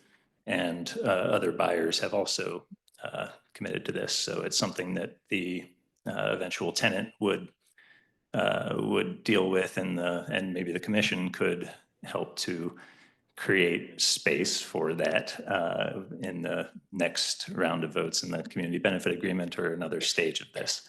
But I just wanted to explain here that a clean energy capacity agreement would allow the data center to invest into pollution-free energy sources in this community that would increase the value for our county and also possibly invest in homes and demand response and efficiency in homes on the residential and commercial side that would have even greater benefits for our community on the energy side.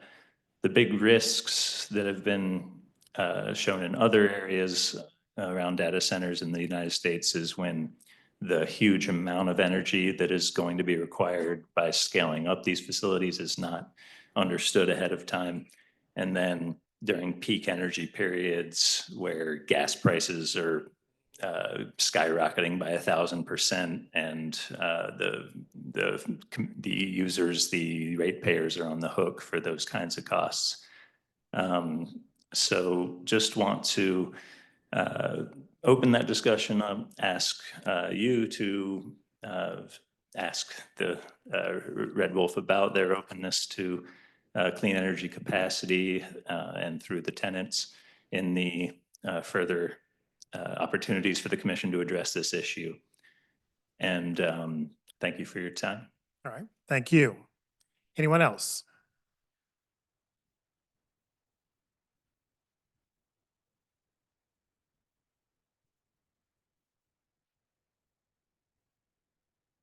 I'll put it down here real low because I'm kind of short. That's all right.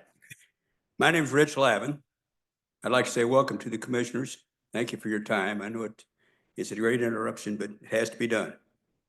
Now, as a member of the leadership team at Liberty Church, which is located at 13101 Parallel Parkway, I have been asked to speak to this committee concerning these massive data centers and the adverse effects they will possibly have on our church's future development. Now, when our church selected this property years ago, it was zoned agricultural, it still is, which allowed for farming activities in single-family homes. It was and still is the perfect setting for a small to medium-sized church in a rural setting. It was away from the busy highways and commercial areas with the possibility of future residential development to help our church grow. In fact, on the internet, one description of our church says the serene surroundings create a peaceful atmosphere in which to gather and worship. We don't know how long that's going to last. We ourselves has a new 5-year development plan. We just purchased a new sign for a new and updated image. We have a future plan for the expansion of our playgrounds.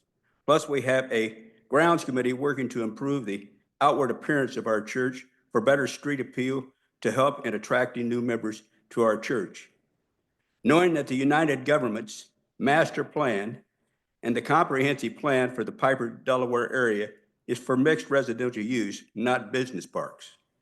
It is also my understanding that according to the United Government's own analysis, that the proposed use is not compatible with the adjacent uses in the area.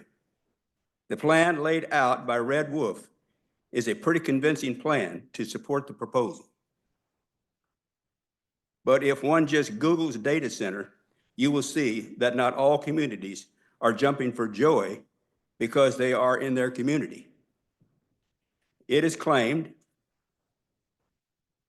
they generate a lot of noise, between 60 to 90 decibels, 24 hours a day, 365 days a year. It is also claimed that the noise level is detrimental to wildlife and pets, along with some complaints of emotional effects on people from the unending, nonstop hum of the equipment. There are other things I could mention, but let's move on. Simply put, there are just too many unanswered questions concerning these large data centers and the effect they may have on people and wildlife, not to mention the effect it may have on the future property values. This specific area is primed for future residential development, not a business park. Let me say that our church is not altogether opposed to the idea of having data centers in Wyandotte County. We do not want to take away potential tax revenues that the citizens of Wyandotte County so desperately need and deserve. We are not opposed to the new technology coming to Wyandotte County. We, as a church body, are primarily opposed to the location that has been selected. We feel that more research should be done in selecting a location. Thank you very much, and let your conscience be your guide. Thank you, sir. Thank you so much. Anyone else? Yes, ma'am.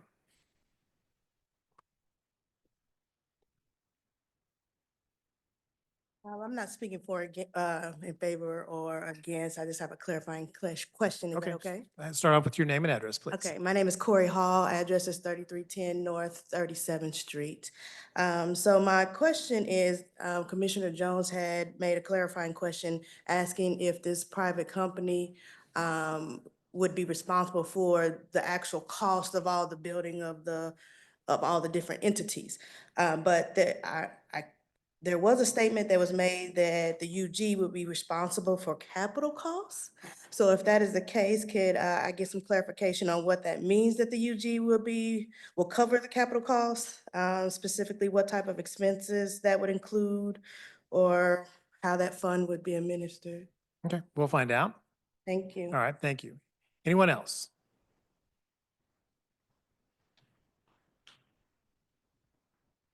Mr. Palmer. Neil Palmer, 2600 North 131st Street. I also own property at 2520 and 2440 North 131st. Thank you for your time this evening, to all members of the Planning Commission, staff that's here. I think all of you may have received a file I sent out late this afternoon. I won't go through that in detail again, but I would like to hit the high points of that. And there's also a few things that were brought up during the presentation that I think deserve further comment on. I will note that I attended both the neighborhood meetings. Mr. Maya afforded me the better part of a morning to go meet with him one-on-one to discuss the proposal as it is. And several of those suggestions have bubbled up today, talking about relocating the entrances, the berms, the trees, other things. I'll get to the preliminary plat in a minute. I would note that on the north tract, where I canvassed for a protest petition, there are 27 residents. I personally met with 25 of those. 2 were out of town on the day that I knocked on doors. And of those 25, only one was neutral. He didn't want to sign the petition, and everybody else has. That's currently under review by staff. That's about a 90% hit rate on the residents. It equates somewhere between 20% and 1/3 on land use. It doesn't affect your vote tonight, but it will eventually affect the Board of Commissioners. And I'm told that a petition has been validated as well for the South Tract. What I want to emphasize today is there's a couple ordinances that, in my opinion, are not being followed. One of them is posted notice signs. I brought this up at the last hearing. It was kind of swept under the rug, to say better words. I can assure you without question, while there was a notice sign posted on the north track, nothing has been posted on the south track. Mr. Sheets has a bird's eye view of this every day. I think he would attest to that. This is the responsibility of the applicant to make sure it's done. And it's to notify all of the public, not just the people that are within 200 feet of the parcel under question, so that people can come down here and be in for, against, or neutral on it. So in my opinion, any action on the south tract without having 20 days prior notice, as stipulated by the ordinance, is risky business. There is a second ordinance that, for a major master plan amendment, of which this one qualifies, the applicant shall hold, the word shall, 2 charrette meetings, which are workshops for the neighborhood, to determine if these are the best places for the change of the master plan that's being proposed. I brought this to the attention of the Planning and Urban Development prior to the last meeting. It is still an open issue. I think the ordinance, if you read it, is very specific to what the requirement is. It cannot be waived. There can be input on when, where, high, but the requirement to have them and the minimum number of 2 is established by the ordinance. And that's in the handout if you want to read it for clarity. The third thing is, these tracts constitute about 550 acres. Of that total, there's approximately 340 acres that isn't being touched. And while I support what the developer is doing in trying to create buffers around this, the fact of the matter is, you can move 1.5 miles west where there's 240 acres already for sale, that's been for sale for a long time. The property owners bundled that up for the Hasbro development that didn't occur. This K7 highway is all the way down the west side. I have it on good authority from the BPU to extend that 161 kV line is only about 2 million a mile. So you're talking roughly $3 to $4 million, which is not much in a $12 billion endeavor. And furthermore, that in order to bring on this full load of 600 megawatts, at some time BPU is going to have to connect to the grid west of us in order to maintain reliability at that end of the corner and take out electrical harmonics and dissipation and other things that go on. So it's not a question of whether it's going to be extended, it's just when. And I would submit that in the process of looking at the master plan, that other sites beyond this be dutifully considered. We have an opportunity along the K7 corridor. Usually in my experience where data centers go, they kind of group together because there's power coming that way. They share in the cost to develop this. And where one data center group goes, others follow along. And the K7 corridor would be an ideal place to accept this huge financial benefit to the county and impact the least number of residents, schools, churches, and others. That's in the handout as well. Secondly, as far as the other thing I want to mention is we just got through approving the American Royal and its expansion to the west, which will snuggle right up to the south track to this data center. I kind of wonder how we're going to do an agricultural gateway to the county and the city with this data center standing right in front of it. On other requirements for a comprehensive master plan amendment, there are several submittal requirements that I did not find in the reports of anything that was given to me, and I asked for every single thing that was submitted and I couldn't find it. One of these, there's 4 additional items that are required for major amendments. I did not find those. One of these, required by the applicant, is an analysis of the long-term development of the area for 20 to 50 years, incorporating review of land use, transportation, infrastructure, environmental impact, market potential, and fiscal impact to both the unified government and the property owners. If that's there, I'd like to see it. I couldn't find it. I won't go through the specifics of things in the planned business park zoning, but one of those is, 2 of those are what all operations shall be in a fully enclosed building. The generators are not. I understand why. There's ways to work around that. The other thing is that no noise shall be discernible off the premises of the building. No noise is no noise. That's a very subjective thing to have to go enforce. There's nothing prescribed. Other municipalities have struggled with this. They've issued surveys prior to operation to determine the ambient levels, what's reasonable and agreeable downstream of that. There's nothing in there. So for me as a landowner, no noise is no noise, and that's what we'll expect. I think it's going to be hard to deal with that down the road. I do appreciate everything they're doing to mitigate this. With regard to the substations, they will pale in comparison to the size and scale of these buildings. These buildings are over a quarter-mile long. They're 36 foot tall. On top of these buildings are air-to-air cooled chillers. Sound will drift from these. I can hear the baseball and softball fields. I can hear them call every player straight across the road. You can hear the air conditioning unit at the mausoleum kick on and off on a quiet summer evening.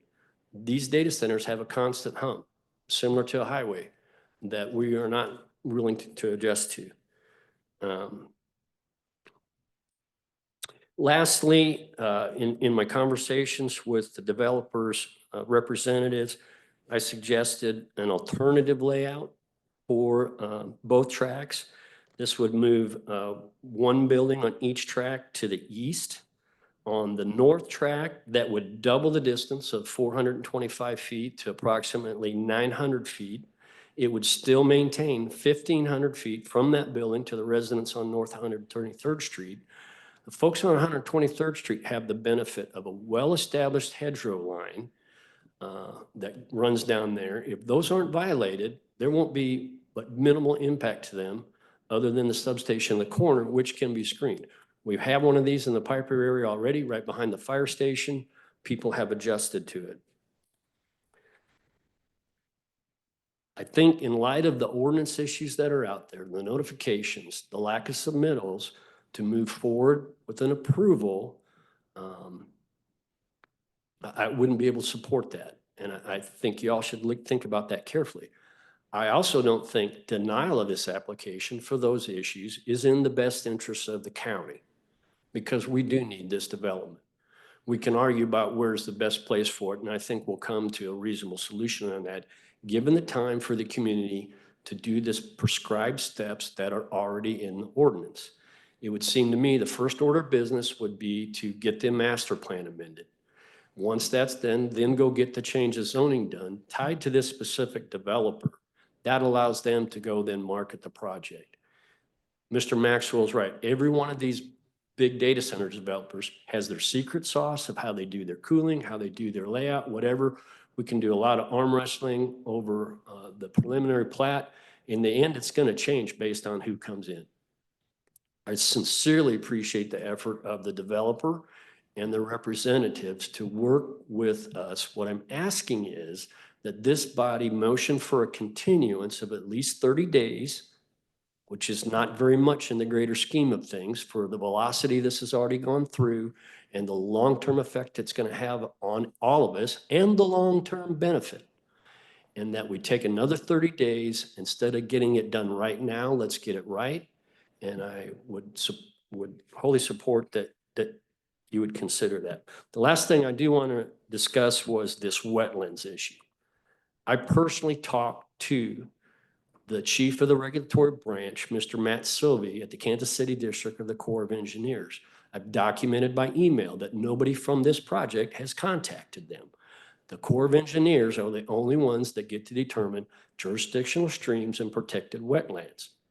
He assured me there are presently none on the books for either of these parcels. He did not see anything that might qualify for that. And under the new administration in Washington, the Corps of Engineers is actually in jurisdictional retraction. So to say that we can't move buildings because of wetlands, I think is misleading. And if you look at the natural topography there and what we can do, I think there's a win-win fit that if we can't satisfy moving this to a better place, to make what will be there the very best for everybody concerned. I thank you for your time and the extended ability to talk, and I appreciate the staff's time to be so responsive on many, many issues that are in flux. All right, thank you. Anyone else?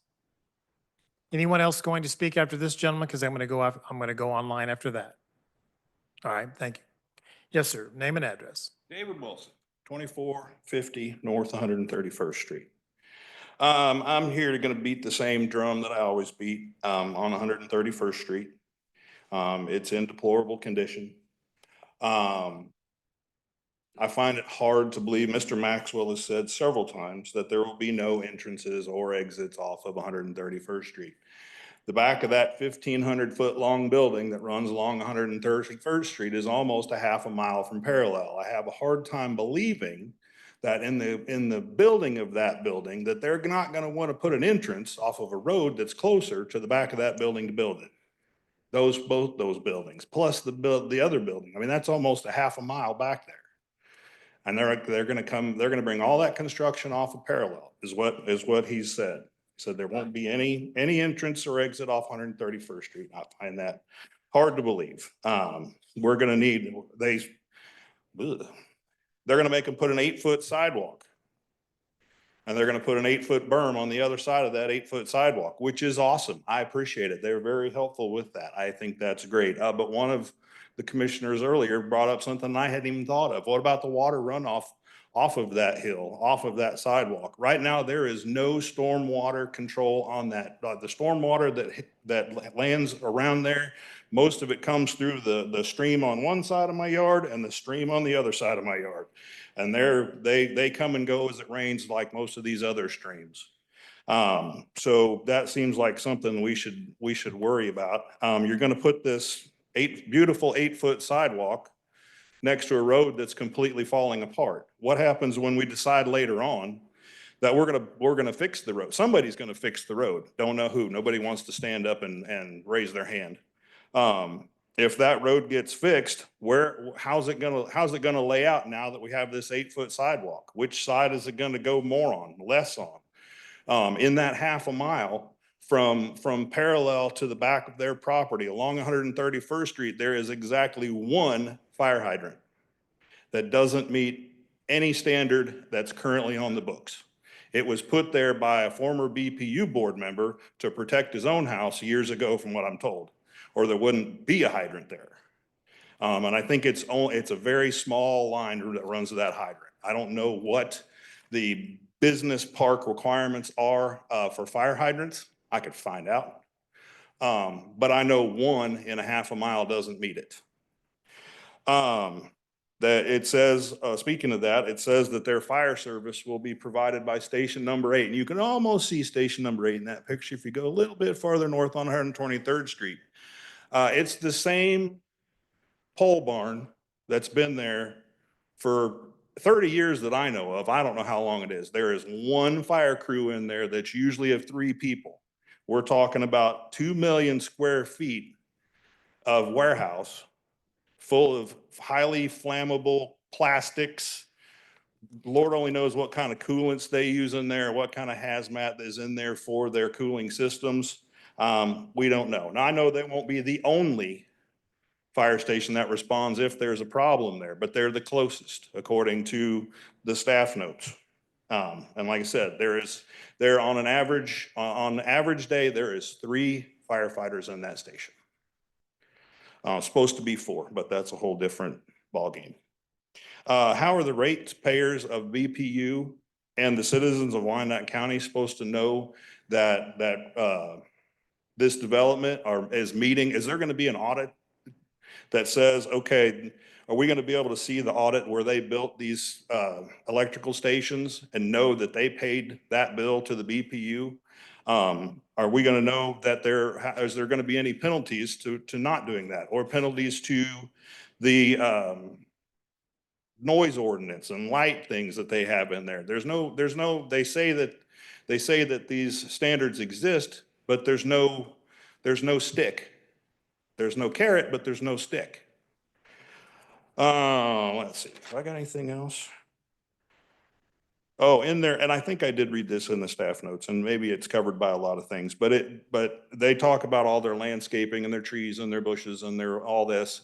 Who's going to take care of that, and what happens when something dies?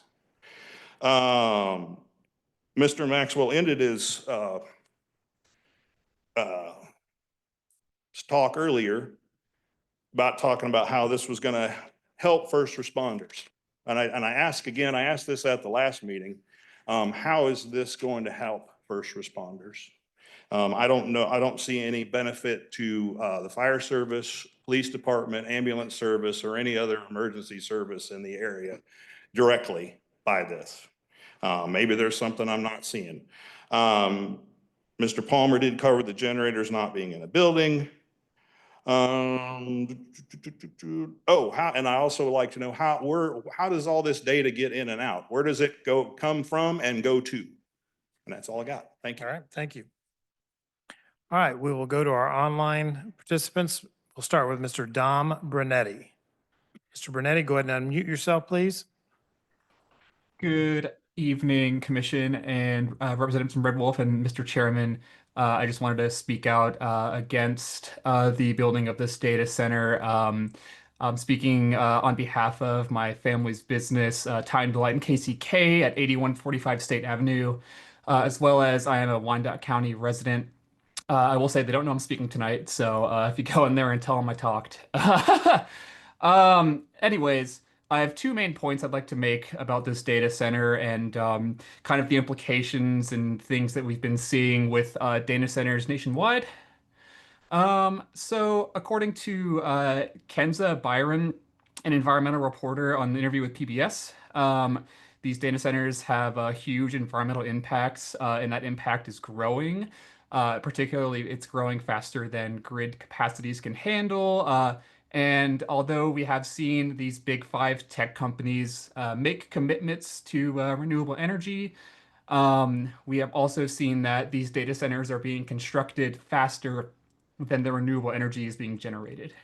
And so with that said, I would like to ask of the commission to work with Red Wolf, if this project were to proceed, work with Red Wolf on a 24/7 clean energy agreement, just to ensure that we don't experience or we have, a good level of carbon offset, as well as, I have a concern with BPU, as we see the power need be doubled. I have concern with like hot summers and experiencing rolling blackouts in the area, as well as potentially county-wide, as these data centers mainly draw power in cooling.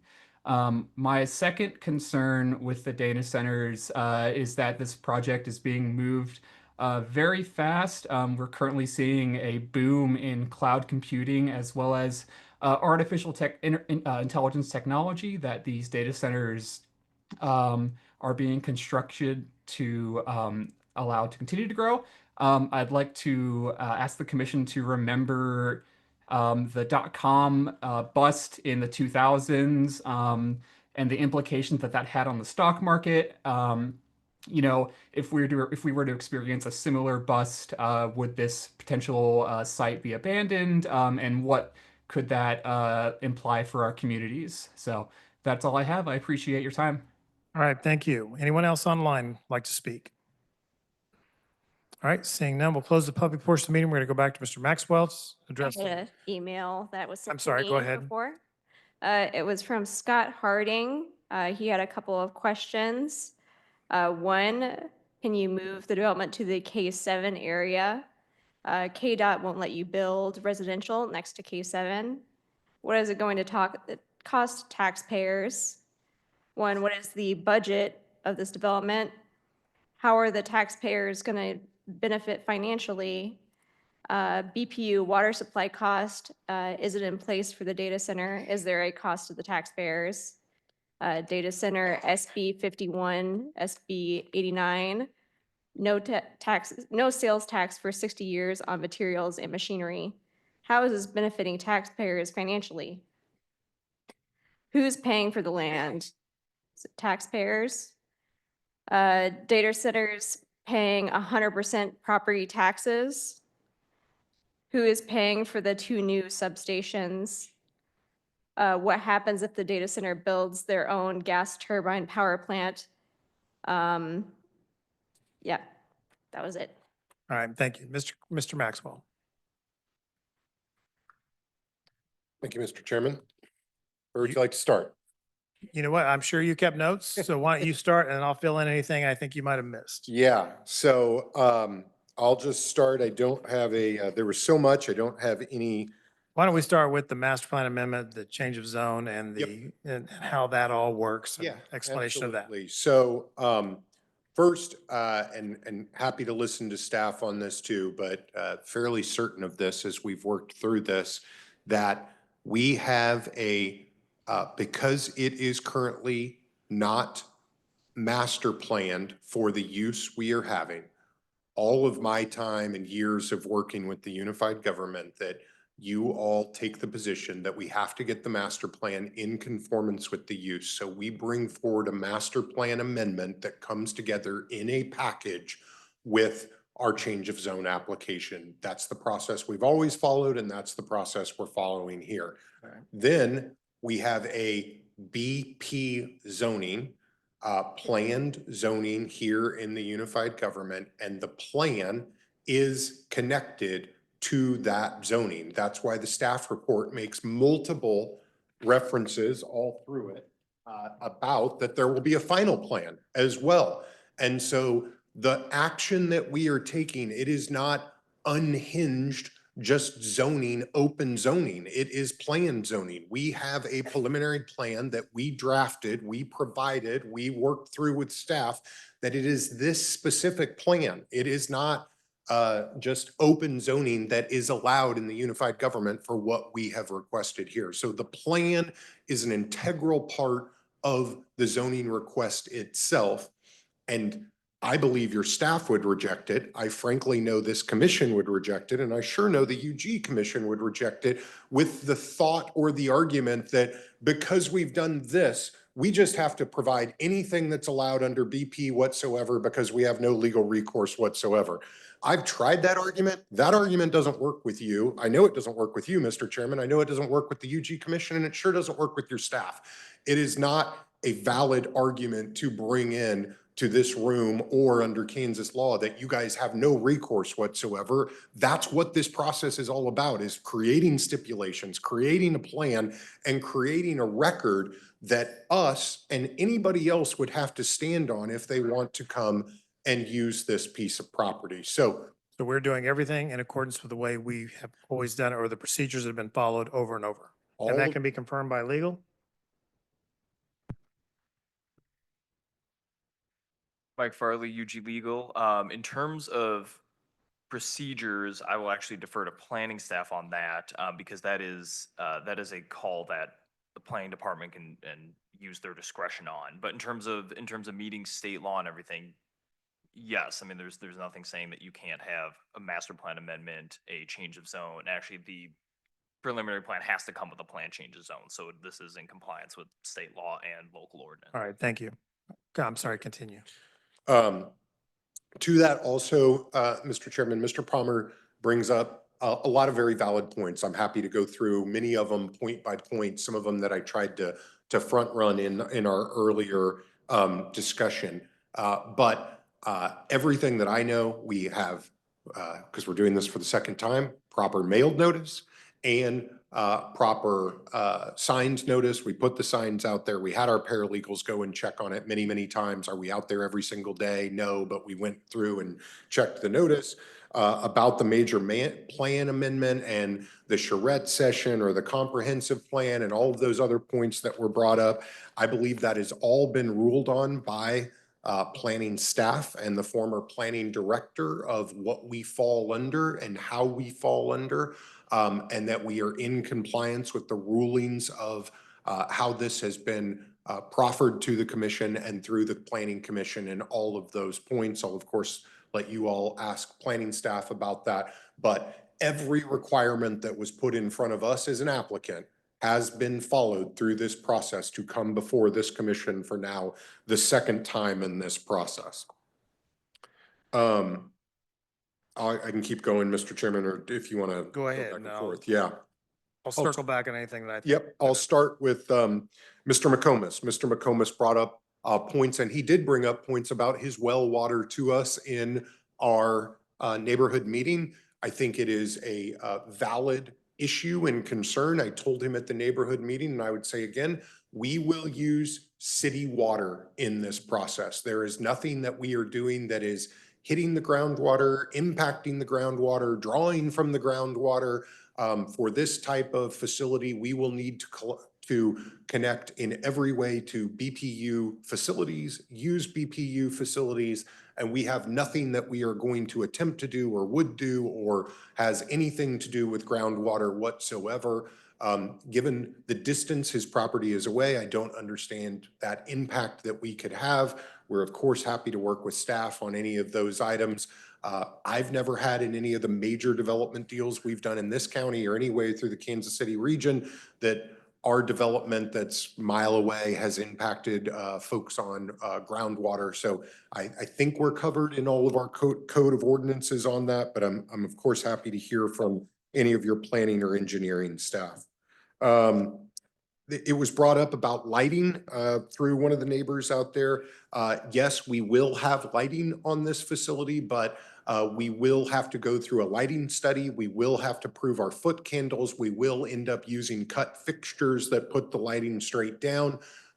We will work in all of UG codes regarding lighting, but security is incredibly important for these facilities. They have to have, they are very secure and highly secured facilities. That's a mandate from us. That's also a massive mandate from our tenant. And so there will be lighting, but we will come in compliance with all of UG code.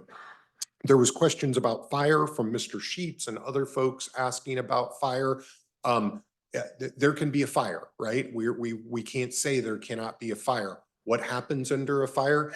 A server overheats and a server burns. What happens when that happens? The fire apparatus goes off inside of it, puts off the fire. If it's a major, the fire department comes and puts out the fire, and on life moves. There's nothing that we know, understand, have looked at, have seen anything about fumes or anything like that that occurred in any of these facilities. And the data center industry has a long history, but it is not, it's well within protocols. We understand how to do it, and we build fire into this. The fire department, your fire folks will look at all of these plans, all of these building permits, everything to make sure that we are doing it safely.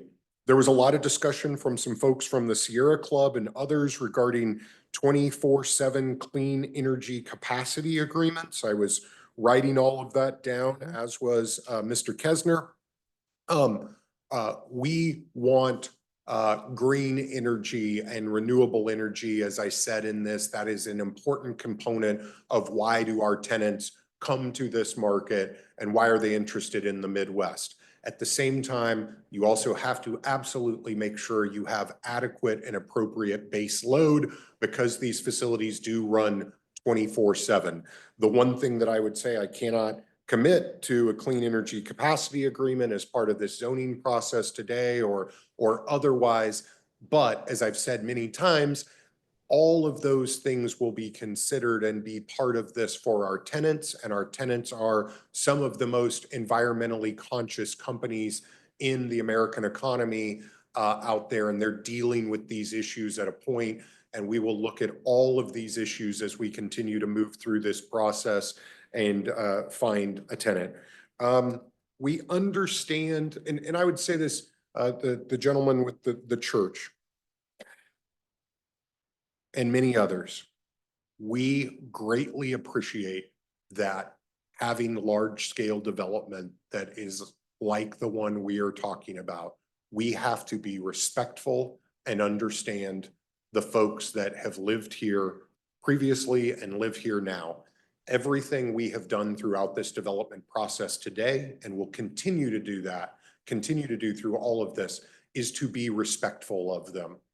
At the same time, we also have done our diligence, done our study, done our land contracting and acquisition and other, and the project that is before us is for this 550 acres, not for some other acreage in some other part of the county that hasn't been identified, hasn't worked with the BPU, hasn't worked with planning staff, hasn't worked on all of that. The application is for this piece of property. I appreciate differences of opinion on this, but we are coming before this commission and the UG commission about this piece of property and this application, because in working with the BPU and working with the unified government and working with the YEDC, we believe this is the best piece of property that exists in the county to handle this large scale development. And it is the largest piece of property that anyone has put under contract that can provide the buffering and the consideration that we are doing to all neighbors, not just on one street, but on every street that is in and around us. So I appreciate all the heartfelt, thoughtful comments that have been respectfully made by both sides. I hope they appreciate our attitude in all of this, but we are asking it for it to be on this piece of property, not on another, or some alternative that is being floated out there and thrown around that we could go to another component. There was a woman, I missed her name, but she asked a question about UG covered capital cost. I wasn't sure what that was about, or if I misstated or something out there. What I was saying in all of my testimony is that the developer will cover the capital cost. The developer will buy the land.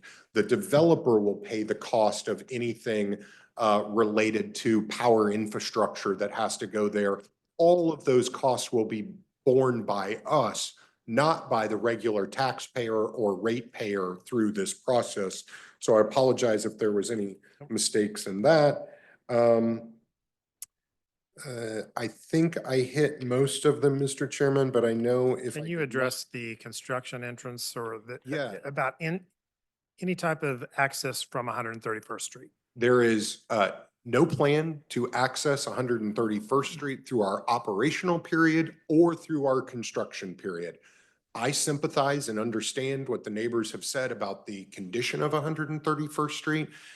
We are not looking to access 131st, 123rd, 126th.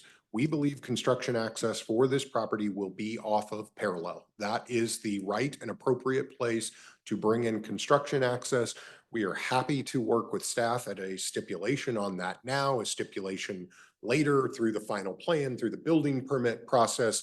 The UG knows how to set up construction phasing. I say on the record, we're not coming off 131st. We will come off Parallel to be able to serve this, even if it's a half mile back as we found previously. Okay, and let's see. All right, I'll get a couple, the other questions probably will be best answered by staff, so. Thank you, Mr. Chairman. Before the applicant leaves the podium, does any of the commissioners have any follow-up or anything that was not answered that I'm going to get from staff in a bit? Okay, seeing none, I'm going to go ahead and go, first of all, I want to go to legal, and I want to get I guess your opinion on the discussion regarding the charrette meetings. Thank you, Mr. Chairman. Mike Farley, legal counsel. The requirement in section 27-213 of the zoning code does state that, let's see if I can pull it up here.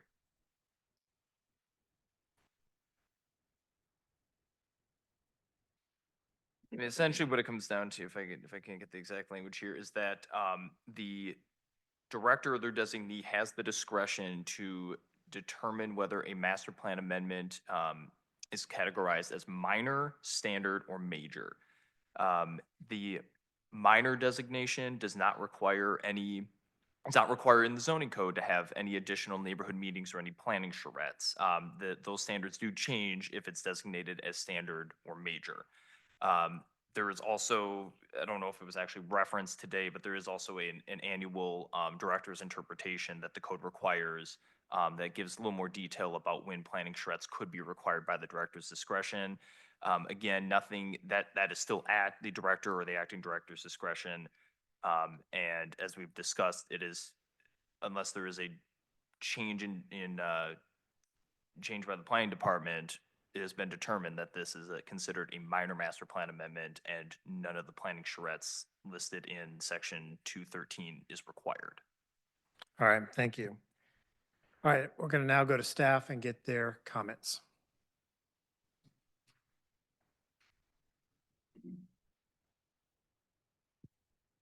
Rodney Lucas, interim assistant county administrator. Well, Maxwell did a great job of answering a lot of things. He did point out the UG responsibility for capital costs is on the developer and for those essential things such as infrastructure, roads, buildings, and water systems. Also, when it comes to the initiatives of clean energy, the effects upon data centers, on the community, things like that. A lot of things, well, data centers are new, but as we go along, it is addressed in the code, or the code will be amended over time to address those things. Is there anything else, Byron? Byron Toy, Planning Department. No, nothing else. I've got a couple questions for you. The 131st Street improvement was brought up several times. Has there been any internal discussions or traffic plan or anything discussed about any improvements that are going to be needed to 131st Street to accommodate this development? There are discussions regarding 131st Street, but not in conjunction with this project. All right. And what about fire hydrants and access to water, those kinds of things? Have there been discussions with the fire department, what's going to be necessary in order to, again, to service this development? Well, as those inspections come along and the infrastructures are required, there's so many linear feet that'll be required for insurance purposes, you know, within, usually a lot of times it's 500 feet per hydrant. And then there'll probably be an increase in staff at that Fire Station 7 to increase, to adapt to the buildings as they come online. All right.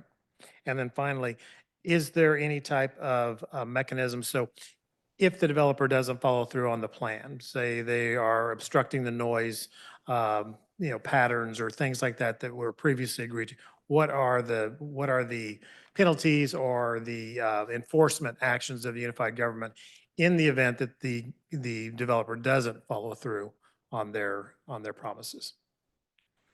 Well, staff will be monitoring those through inspectors, the building permit process, the state code, and our local code. And there's provisions in there that allow for penalties and punishments when things aren't adhered to. All right. All right, thank you. All right, I'll let you go ahead and continue with your comments, and then we'll ask for questions from the commission. Any recommendations or staff recommendations? Well, we would like to move forward with accepting this approval with the Red Wolf North in 3 sections, and then the Red Wolf South.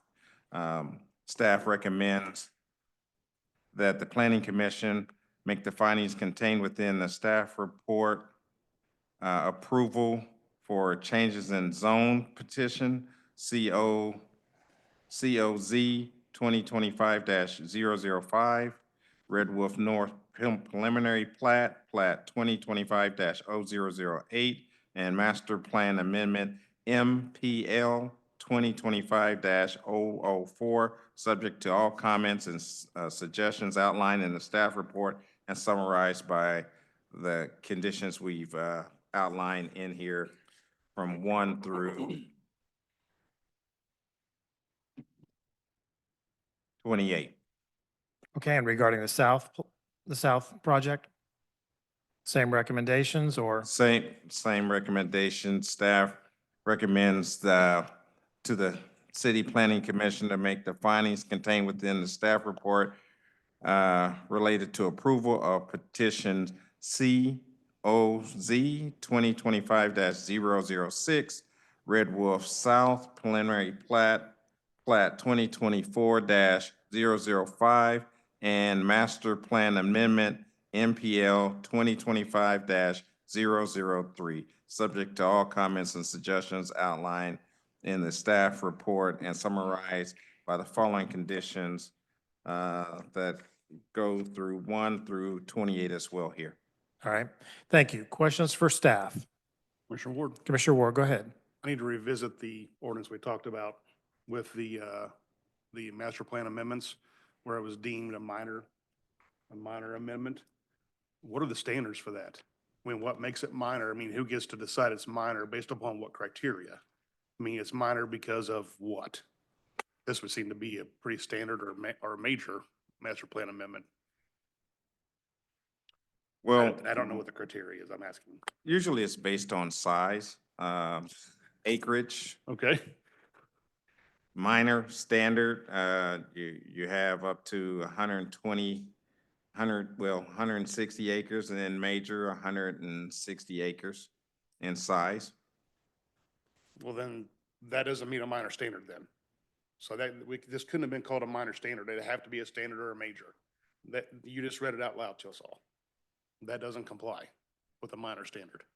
Commissioner Ward, Byron Toy Planning Department. So as it pertains to the minor, standard, major, there are 5, they're guidelines, but there are 5 guidelines for each Okay. criteria section, if you want to call it Okay. that. So standard and majors require text amendments. This is not a text amendment, this is a map amendment. Okay. So that'd be considered a minor. When you have proposed increased traffic, that's a standard, or, a major versus no traffic impact as far as lower than what would be the threshold for, in this case on the north side, mixed residential, where you could have apartments, you could have townhomes, you could have single-family duplexes, which typically have a higher trip count than what this is proposed. Similarly on the south side as well, where you could have commercial, retail, or business park, because it's designated as both. Retail has a typically higher trip count than business park, or in this case, a data center with the number of employees that will be there. So that's another guide, if you want to call it a category guideline within the minor that would be considered to be overall minor for a master plan amendment. Okay, so does the acreage count at all? Is that what we're talking about here? Acreage is one of the categories, but it doesn't have to be all five have to be in the same category for it to be standard, major, or minor. So this is kind of splitting hairs between a minor and. It is. Is that what we're saying? Ultimately, at the end of the day, yeah, it is. And so we're stuck not knowing exactly which one it is. Well, when you look at traffic count, you're looking at, they're proposing 50 employees per building, 6 buildings, that's 300 people. That's not a major impact of traffic in that area. Okay. But that's not what I asked, though. I asked You said factors. But that's one factor.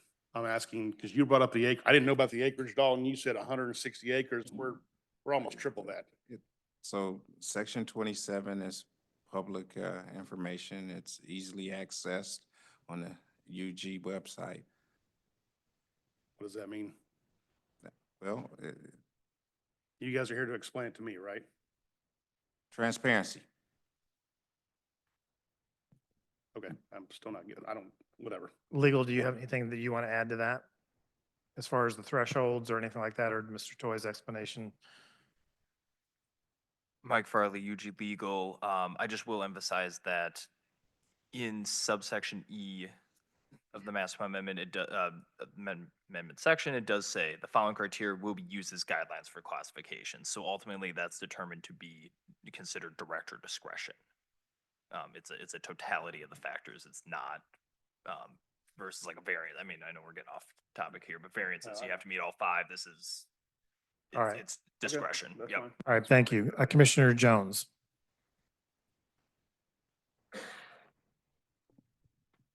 I don't think I missed it, but let me know if I did. I think it was Mr. Palmer that spoke on asking about the long-term analysis that he said he couldn't find in the report, and I don't know that I saw anything about that.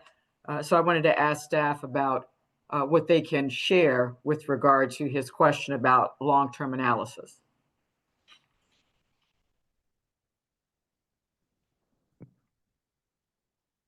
Byron Toy Planning Department. I don't know if that was Actually, asked before about that. the neighborhood meeting. Sorry, can you repeat that again? Mr. Palmer, one of the members of the public that spoke in opposition, asked about a long-term analysis that he couldn't find and wasn't addressed. Just wanted to make sure that was responded to.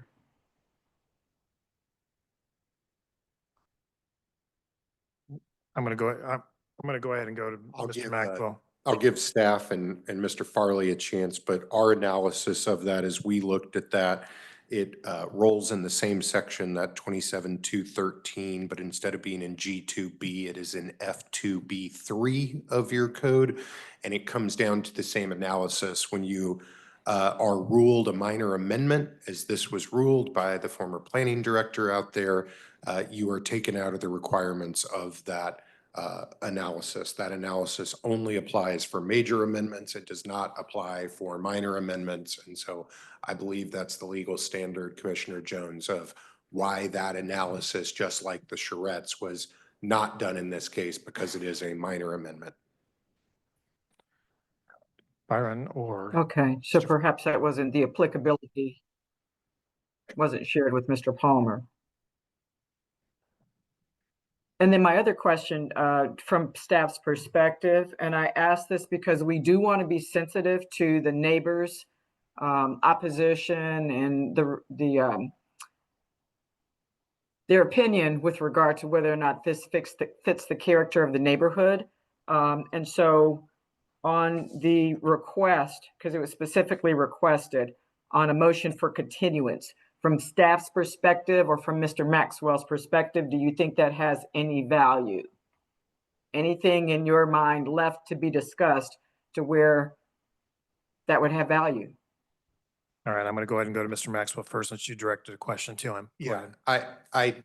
I very much appreciate the spirit there, and that, Commissioner Jones, was what I tried to indicate, that we do not consider this a one night and done process. We consider this a continuing discussion for a long period of time. And we will have that discussion both in this process, in the final plan process, in the building permit process, and all of those various development checks that we will have, as well as a political process with the UG as well out there. So we believe that this will be a multi-stepped process. What we're asking is to get out of the gates and get this started with this planning commission recommendation. And given that this is already our second planning commission hearing, our first real one, since the other one didn't count because of the blown notice, that I do not know what we would benefit from another 30-day continuance on same. We are continuing to try to hold this application together by keeping all of these pieces of ground under contract. We are trying to hold this together by holding the power with the BPU that is critical to making this happen. And these opportunities, while they are massively in demand at this moment, and we believe that, and firmly that is why we have spent an extraordinary amount of money and time trying to forward this application, they are not endless out there, and we need to be able to get to market. And so because of that, I would respectfully request that this commission take action tonight and move us on to the Unified Government Commission and not continue us for another 30 days. I think I would stand on that I think this is ripe for a vote tonight, and we would ask for that vote. All right, thank you. Staff, do you have anything you I wanted to appreciate add? the candor of your answer. I'm sorry. Commissioner Jones, go ahead. That's it? No, go ahead and let staff do. I was just saying I appreciate the candor of I'm his sorry. answer. All right, thank you. Staff, is there anything you wanted to add, including legal? No, sir. Mr. Farley? No, I have nothing further. All right, thank you. Commissioner Miller? Mine's less of a question for staff and more of a comment to staff. I think when this goes to the commission, we've heard a lot of comments, especially from the commission and also from the public on the BPU piece. How does the BPU plan to get this power? How does the BPU plan to build this power, use this power? And I understand, and I, thank the petitioner for willing to pay for all that and do all those upgrades, and so they're not passing on to our ratepayers. But I think it would do the commission good if staff were to have some of these questions that were asked about the power aspect to BPU and ready to go for the commission meeting, because I think many people in the public who said, well, I'm not for it, I'm not against it, but I have questions. If we get those questions answered, then, we may not see as many people against or speaking or any of that. But I think I would ask staff to work with BPU to have a better idea of how they plan to handle this and how they plan to use that power and what kind of power they will use. Thank you. Thank you, Commissioner Miller. Commissioner Jones? Yes, I have another question that I think Mr. Maxwell is probably best suited to answer. And I know, Mr. Maxwell, you spoke about, which I appreciate, that this is the parcel of land, basically, that you all chose to pursue. But because I believe at least 3 members of the community mentioned the corridor of K7, could you just address, in your mind, why that piece of land, that corridor, was not pursued, so that all minds can be clear on that point? Yeah, thank you, Commissioner Jones. One thing, and Mr. Palmer addressed this, but couple different points. First, it's 254 acres, right? We're at 550 in here. I think that would restrict the ability to provide buffer areas there. I also think we would need all of the same approvals that we are going here tonight.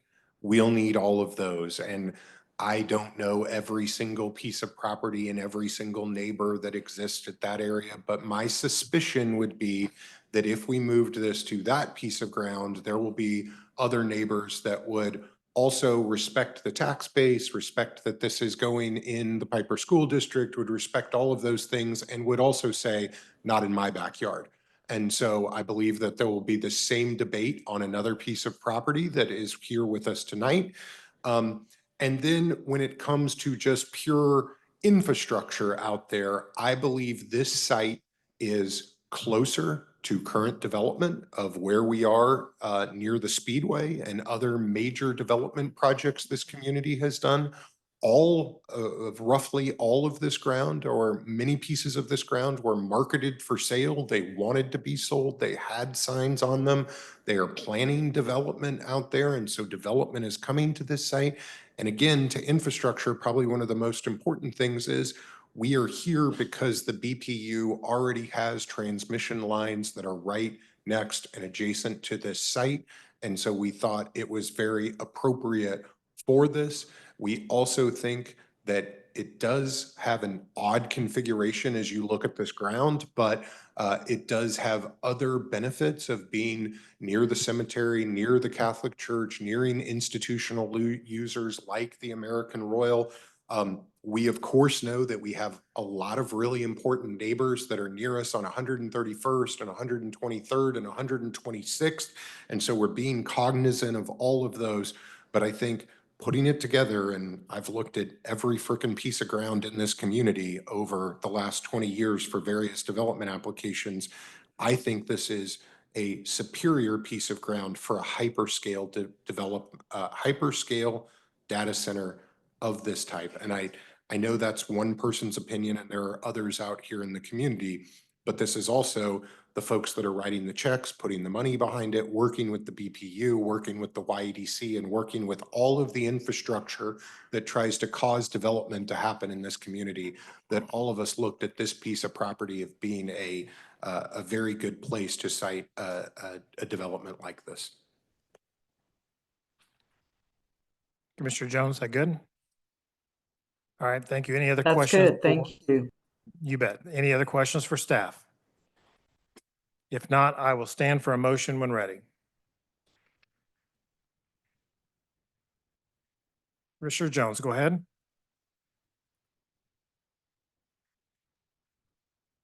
Let me just, I Sorry, feel first of compelled all, to say I'm that gonna I need- know this is a very, in some ways, We're gonna need 6 motions in total. uh-oh, I can't, The first one will be for the Yes, master plan starting with amendment. master plan.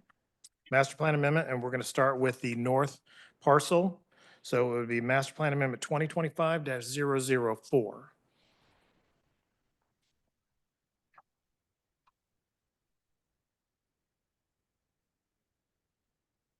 So given the totality of the situation, won't go into the details, but I want to make a motion to approve Master Plan 2025-004, subject to staff stipulations and comments. All right, thank you. Motion made for approval of master plan amendment 2025-004. Is there a second?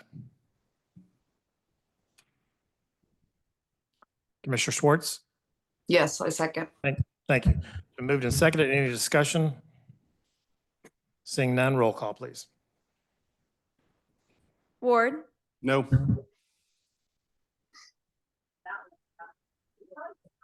Ernst. There, Commissioner Ernst, Nay.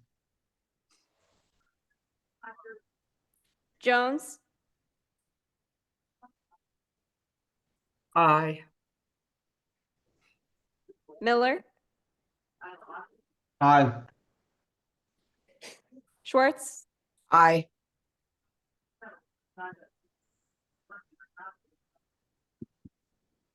okay. It is 3-2. So I believe the motion carries. No. Oh, it does not. Okay, sorry. Mike with UG Legal. Okay. No, right now there is no action. The chairman will have to make a vote to. All right, aye. So I've got 4 in favor and 2 opposed. Is that consistent with your count? Correct. All right, that motion passes. Now I need a motion for change of zone application 2025-005. Commissioner Jones, go ahead. Motion to approve master plan amendment 2025-003, subject to staff stipulations and comments. Thank you. Motion made for approval of change of zone application 2025-005. Is that a second, Commissioner Schwartz? Yes. Thank you. Any discussion? Roll call? Ward, Nope. Armstrong? Or wait, no, Armstrong. Okay, sorry about that. Ernst, Nay. Jones, Aye. Miller, Aye. Schwartz. Aye. Okay, I believe it's the same, so Carson has to vote. Aye. Okay. Once Motion again, carries 4 to 2. Yes, motion passes. Need an amendment, or excuse me, need a motion on the plat 2025-008. Commissioner Jones.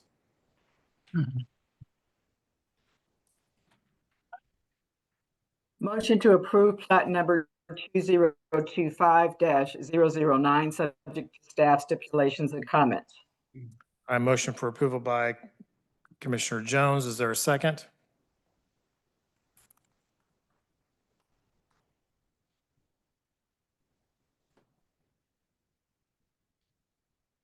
All right, that motion dies for a lack of a second.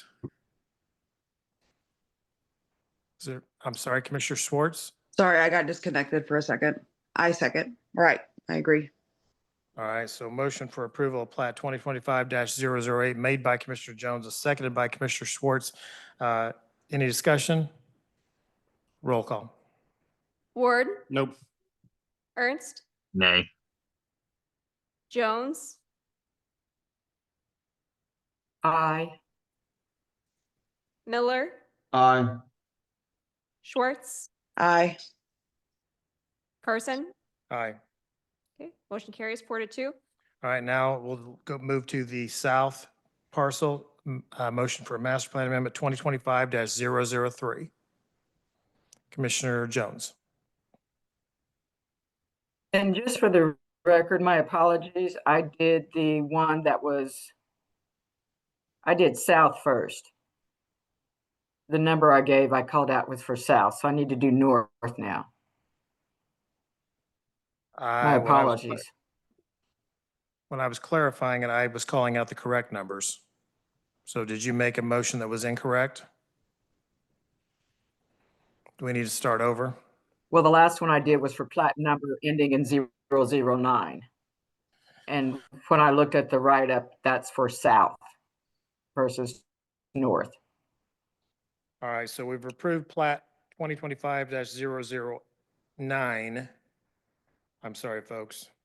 All right, so now we're on the south plat, master plan amendment 2025-003 is what I'm looking for a motion on. And it might be easier just for a so moved or, but I'm looking for a master plan amendment 2025-003. Okay, so I'm confused now. I thought we were on the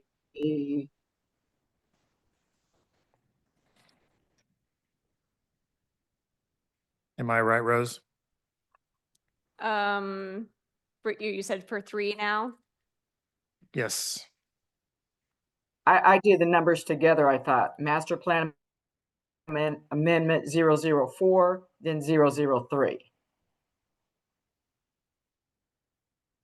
Yeah, 4 for the, 2025-003 has not been, that's the one we're looking at.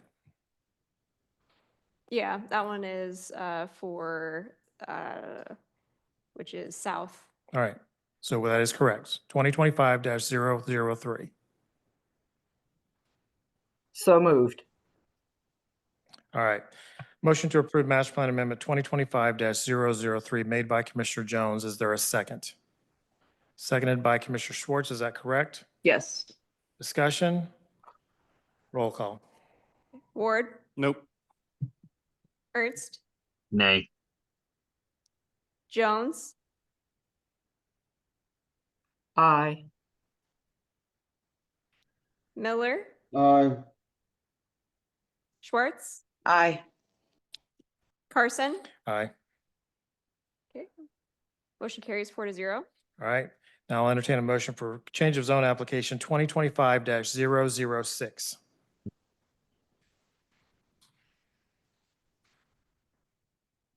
Commissioner Jones? Motion to approve change of zone case number 2025-006, subject to staff stipulations and comments. Thank you. Motion made by Commissioner Jones for approval of change of zone application 2025-006, seconded by Commissioner Schwartz. Is that correct? Yes. Thank you. Discussion? Roll call. Ward, Nope. Ernst, Nay. Jones, Aye. Miller, Aye. Schwartz, Aye. Carson. Aye. Okay, 4-2. Motion carries. And finally, we'll need a motion to approve plat 2025-008. Commissioner Jones?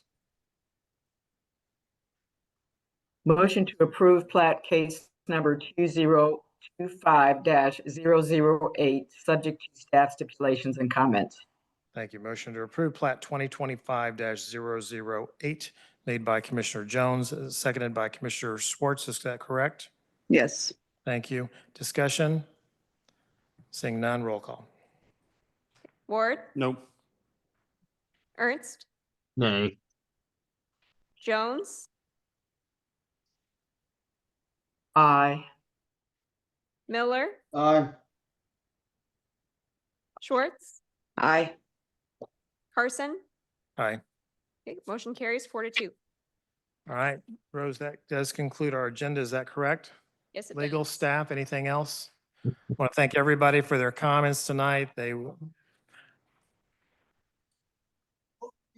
be sending those. Can't understand them. They don't know what they're talking about.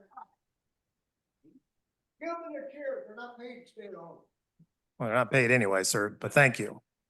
Thank you. This meeting is adjourned.